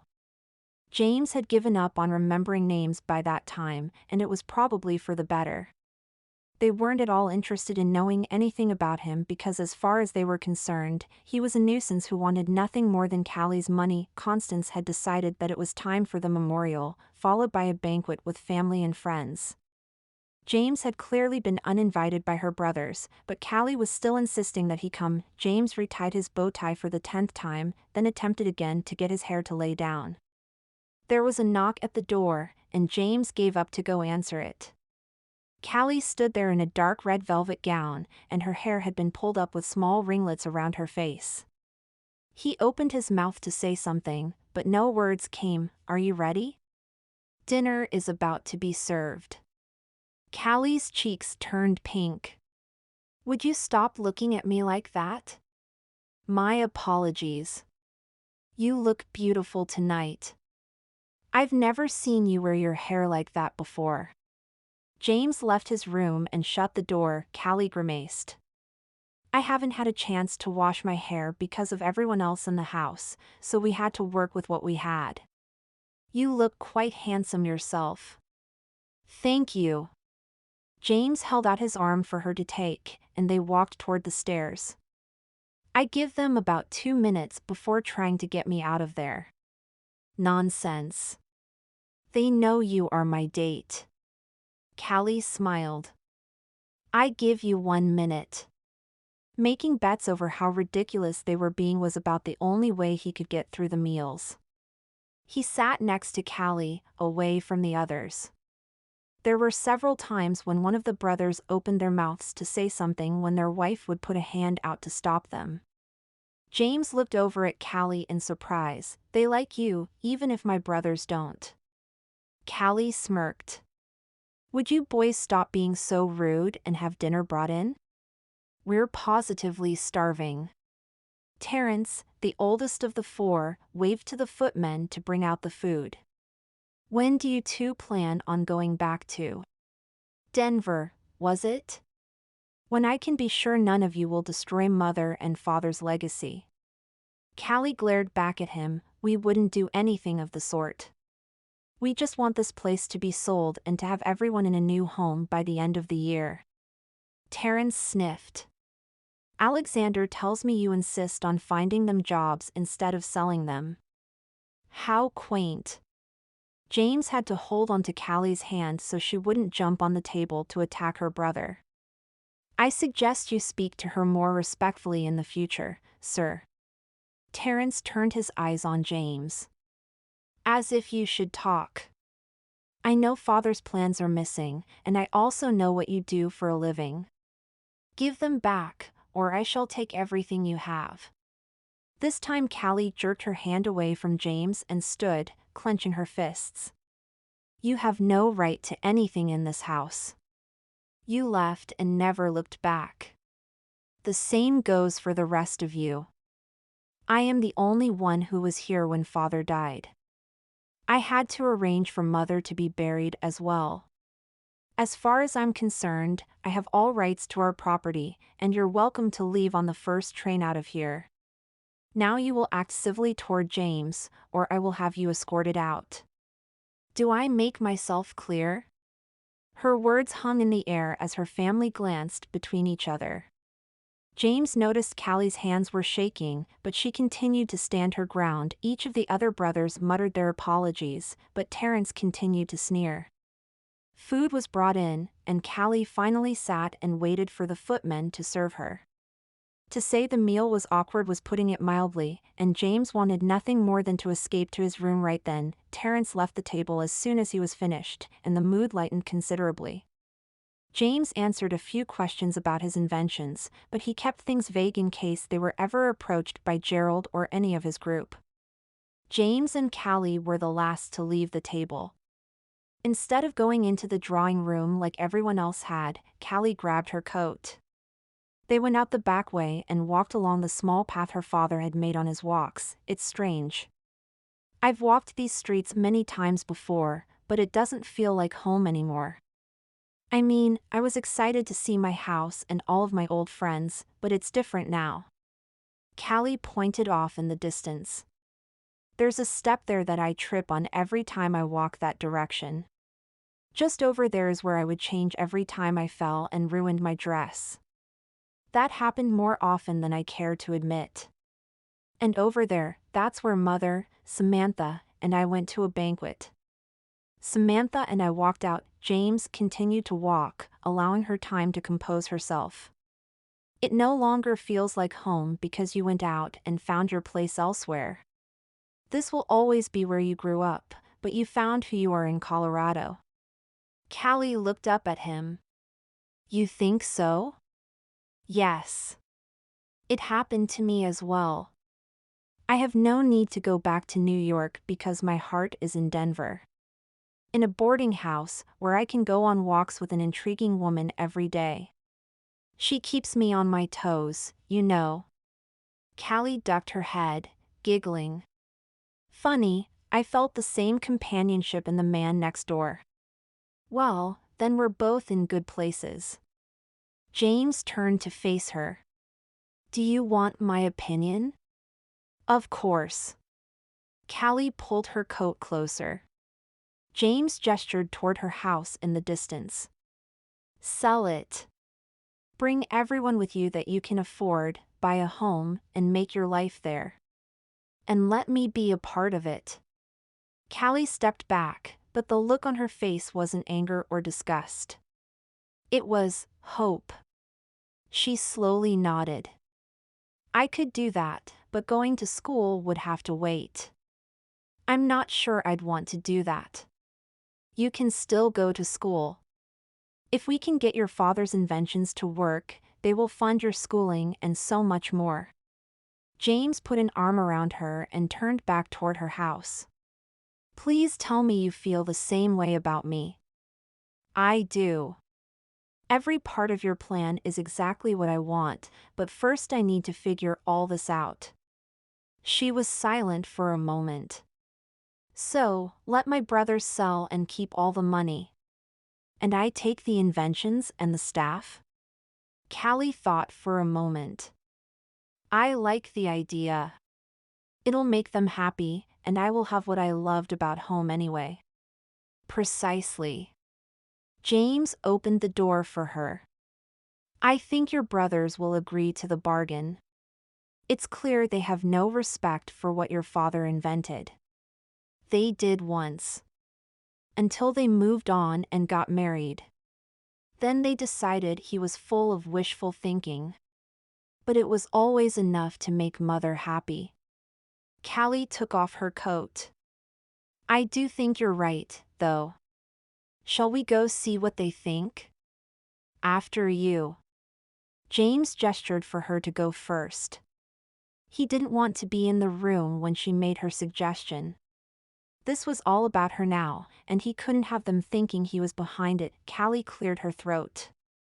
I have a proposition. Her brothers looked up from their card game and waited. James watched from just outside the room. At first they scoffed, thinking she'd lost her mind, but as she continued, one brother after another nodded. True, they probably still thought she'd lost her mind, but at least they were agreeing to her plan. Callie hugged each of them and practically ran out of the room and into James's arms. They loved the idea. We just need to figure out when we can bring everyone to Denver. The house will go up for sale before we leave in 2 days. James twirled her around. That's wonderful. It's perfect for every one of you. Thank you for giving me the idea. Callie yawned. I would love to stay up and talk, but we have a lot of packing and preparing over the next 2 days if we're going to make this work. I agree. I shall leave you, then. James kissed her hand and went up to his room. He would have liked to sleep as well, but there were plans to make. They would need to ship all of the replicas to Denver because they'd be too big to go with James and Callie at the time.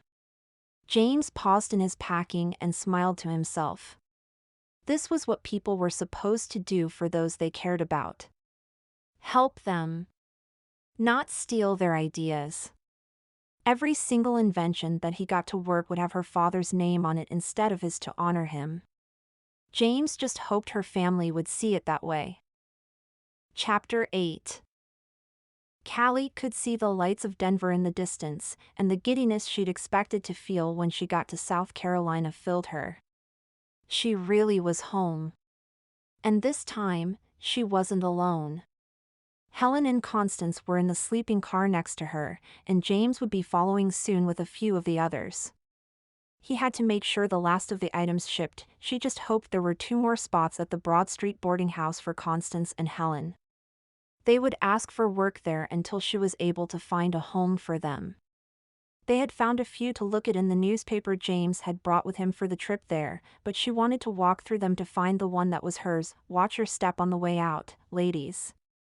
We'll find a carriage to the boarding house and get you 2 settled first. Then I have to find Samantha and let her know what's going on. Constance beamed. I can't believe I'm here.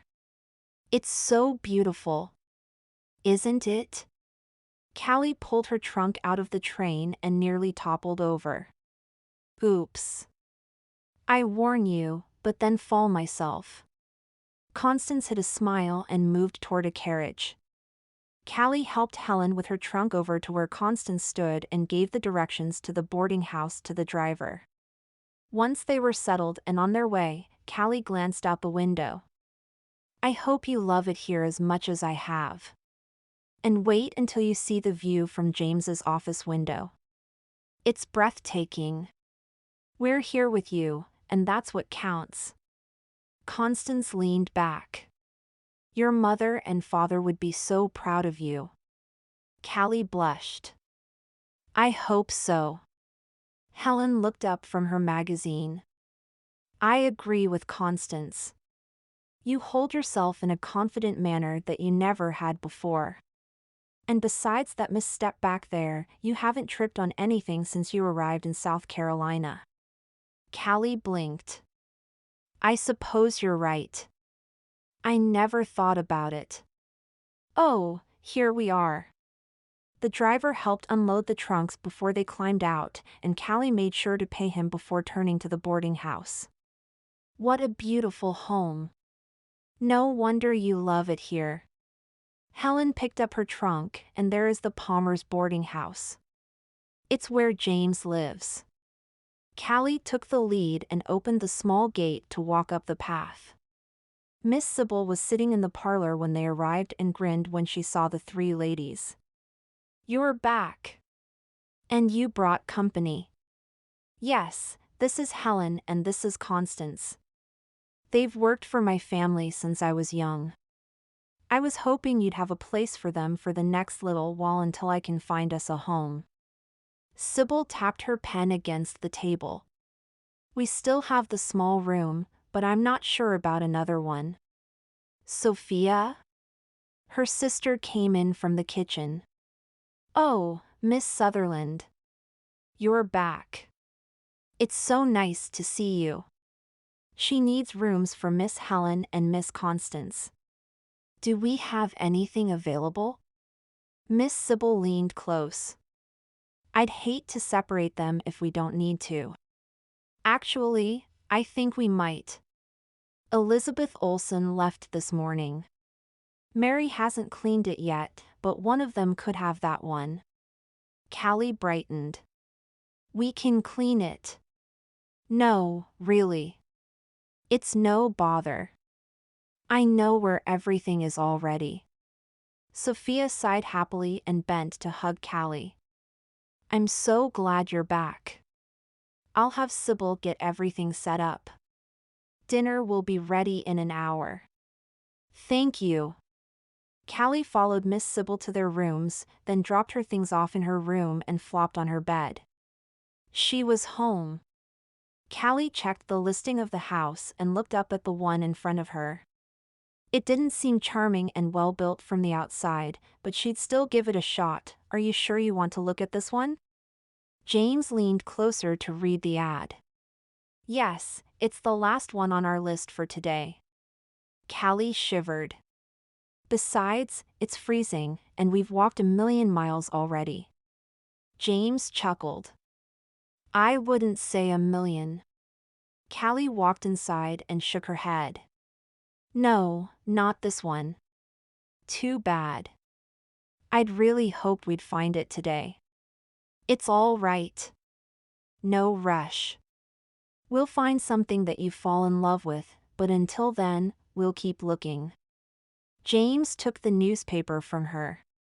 For now, let's go to Miss Miller's and get some hot chocolate. Now that's something I can agree with. Callie went up on her toes and kissed him on the cheek. I'm so glad you're back. I missed you. James wrapped his arms around her. I missed you too. I didn't realize getting all of those items shipped would take so long. Callie reached up and straightened his bow tie. And now they make your office look like the place of a real inventor. Yes, they do. Which reminds me, I need to meet with my lawyer tomorrow before the ball. I believe he has news about the patent. James took her arm as they walked out to the carriage that she'd purchased a couple of days before. I'm so glad you bought this. Makes life much easier. Callie climbed up next to him. It's not as fancy as the ones we usually ride in, but I love it. James covered them with blankets and took the reins. I actually prefer this. As they rode toward Samantha's house, they went down a street Callie didn't know well. Her eyes went instantly to an adorable home and Callie grabbed James's hand. Have you seen this house in the newspapers? It was perfect. The same white exterior as the boarding house with a charming picket fence in front. A for sale sign sat in the front, and it seemed to call to her, no, but maybe it's a new listing. James pulled the horse to a stop. Would you like to see inside? Callie hesitated. It's late enough that might not be a good idea. And I think people still live there. James set the reins aside. That means they can take you around the house instead of imagining what it could look like with furniture. Come on. One more. She climbed down, telling herself not to get excited. But this seemed different. James knocked on the door and pulled Callie up next to him. An older couple answered the door, dressed in simple clothes. May we help you? The woman glanced between them. Yes, we noticed the sign in your front yard and wondered if we might possibly see the inside. James glanced down at Callie. My betrothed would like to find a house before our wedding. The woman smiled up at her husband before welcoming them in. We decided it's time to move in with our daughter, and it would be wonderful to know that this home is going to someone who will love it as much as we have. Callie walked through the home in awe. Everything was just how she wanted, and while she would have chosen different colors in some rooms, she knew this was her home. But when they got to the large back windows, Callie nearly broke down in tears. The view that she loved so much in James's office stared back at her. "Ah, you found my favorite spot." The older woman stood next to Callie. "I did all my sewing and entertaining right here. It's beautiful." Callie turned to her. "I'd love to put an offer on this house, if it's all right." "Of course. We'll fill out this paperwork tonight and take it to the bank in the morning. You have no idea how much this means to us." The man put an arm around his wife. Callie squealed and clapped her hands together. "That's wonderful. Thank you. Oh, I can't wait to show Samantha how wonderful this place is." James took the papers from the man and gave them to Callie. "You can do that as soon as you've purchased it. But first, you need to sign these." Callie went through everything and signed the last paper with a flourish. "Thank you again." "Of course. As soon as the papers have been processed, we'll move our things out, but I do hope you'll give us until after the holidays. I have other things to do before then anyway, so that's perfect." Callie gave her a hug and followed James out of the house. "I can't believe that just happened." James laughed. "I can't either, but I'm glad you found it. If we'd waited until tomorrow, it might have sold before we got back." He dropped Callie off at the boarding house so she wouldn't miss curfew, then continued around the back to take care of the horse and carriage. She almost floated up the sidewalk, excited for everything that had just happened. She couldn't wait to tell Helen and Constance everything. Callie turned in a circle, admiring her gown. Samantha's seamstress had done a wonderful job taking it in. Samantha laughed and joined Callie's spinning. Her dress had been fixed so there wasn't quite so much gold, and it fitted to her figure. "I think we'll turn every head at the ball tonight." Callie sat next to the mirror so Helen could put her hair up.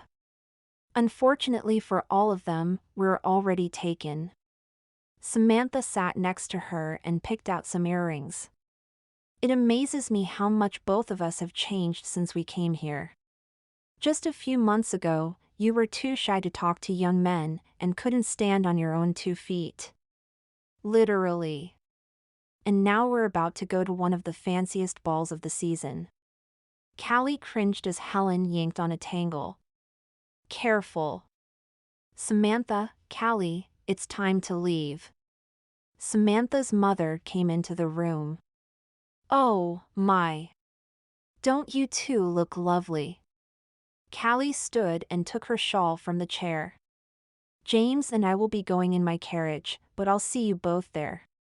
Samantha waved as Callie left the room, excited for the ball.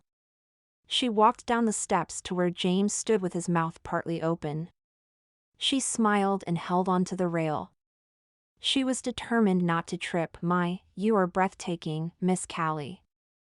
James kissed her hand. "Would you be my date tonight?" "I'll think about it."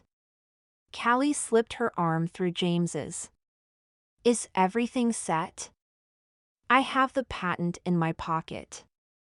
Even if Gerald shows up and tries to say the idea is his, I have proof.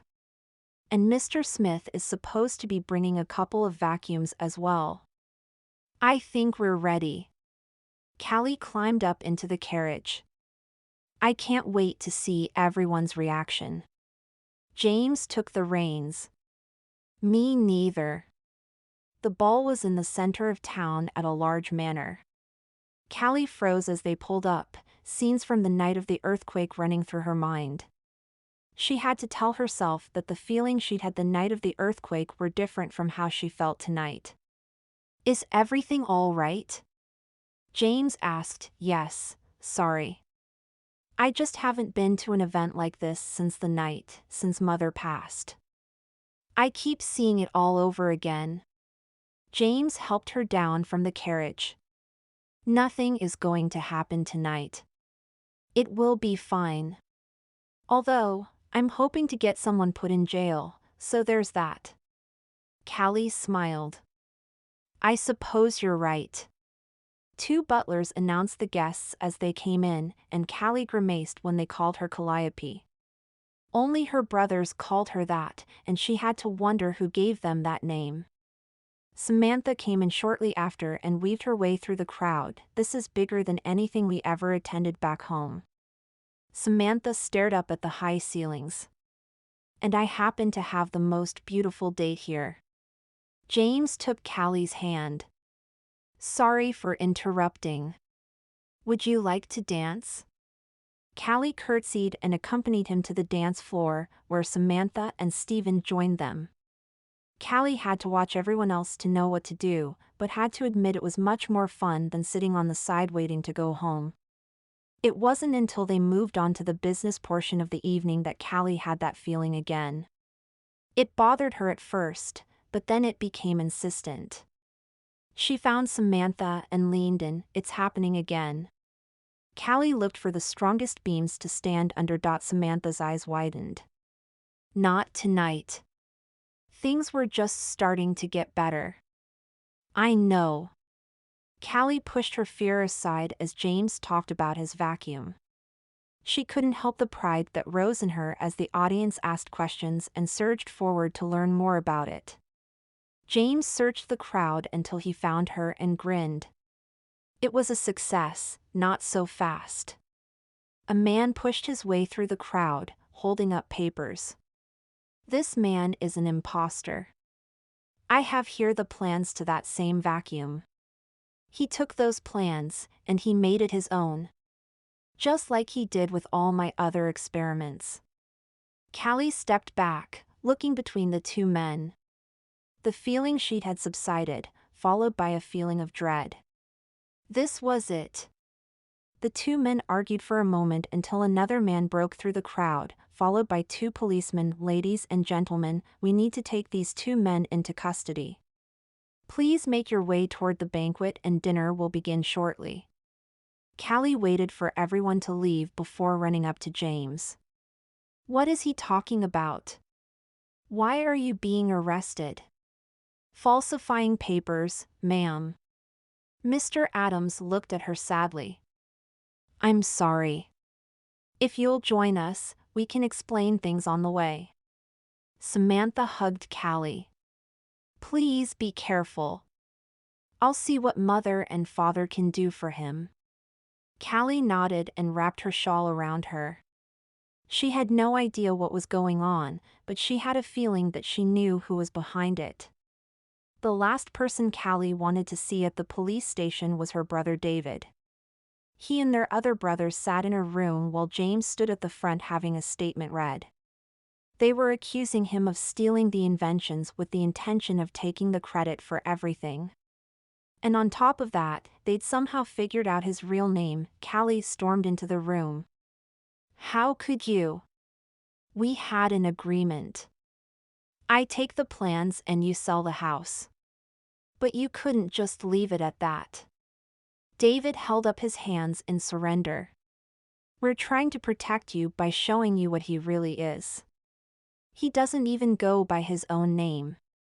You're right. He doesn't. And I already knew that. The only way you could have known is if one of you were spying on us at the house. Her eyes widened. I knew someone was out there. You were spying on us. Of course we were. We're your brothers. We had to protect you from this strange man who seemed far more interested in father's inventions than in the girl he was accompanying. Callie stepped forward and slapped David. How dare you? James is a good man. I believe you mean Patrick. David rubbed his face.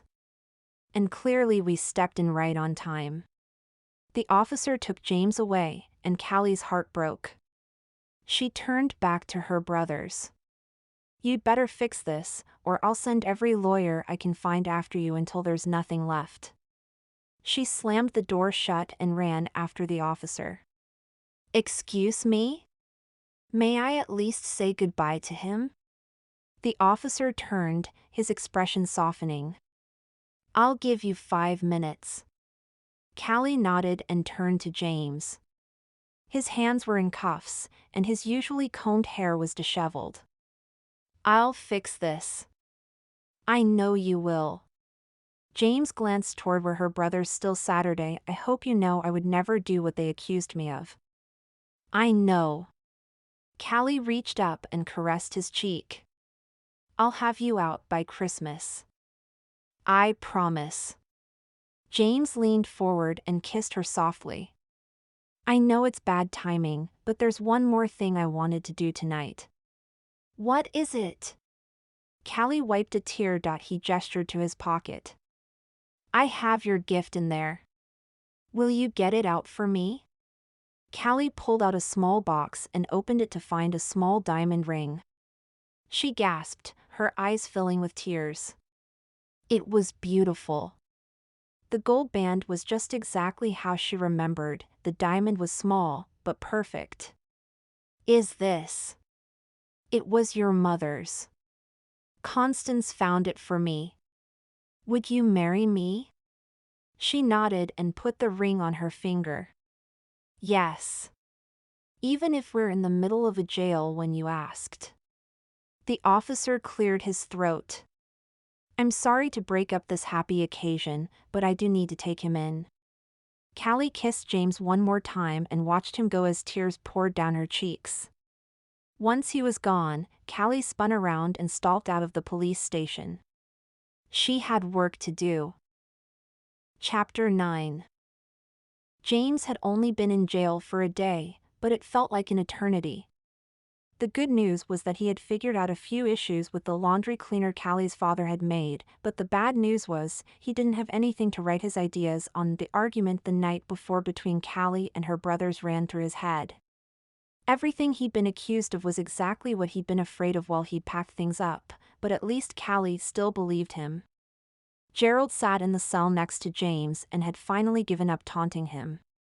In Nicholas's search for the stolen inventions, he'd been able to prove Gerald's guilt while also finding that James had falsified information by using the wrong name on the patent application. That was something James should have thought of earlier. An officer came into the hall and unlocked the cell. You're out of here on bail. Don't leave town in case we need to question you. What about me? Gerald stood. I was wrongfully accused. The officer smirked. We have a list of charges that will keep you locked away for good. All of your assets were seized this morning. James stood and picked up the suit coat he'd worn the night before. Thank you, sir. He found Callie, Samantha, and Stephen out in the hall speaking to another officer. Callie broke away and ran to him, throwing her arms around his neck. Mr. Williams' lawyers were able to find the paperwork where you had changed your name before coming here. It was enough to clear you of that charge and made the patent binding. And since they were able to get Gerald convicted of stealing your experiments, they couldn't hold you for anything else. What about your father's things? James held her close. She stepped away and pulled out some papers. It was a good thing you got everything in writing. They couldn't accuse you of stealing anything when they clearly signed it away to me. James stared down at the papers. I can't believe you had these. I was sure they'd done something with them when I couldn't find them in my things. I sent my copy to Samantha since I knew they'd try to double-cross me. It wouldn't be the first time they've played dirty. I just hoped they'd grown out of it, but I guess not. Miss Callie, remind me never to cross you. James laughed and pulled her close as they left the police station. Epilogue. 6 months later. Callie stared out at the city from her window and sighed with happiness. Her wedding was later that day, and her home was almost ready. Soon she'd need to put on her dress and have her hair done, but for now she could enjoy the view. There was a knock at the door, and Helen answered it, bringing noise that would interrupt Callie's morning. She turned to find Samantha looking around with her mouth open. It's beautiful, isn't it? Samantha nodded. I can't believe you were able to find this place.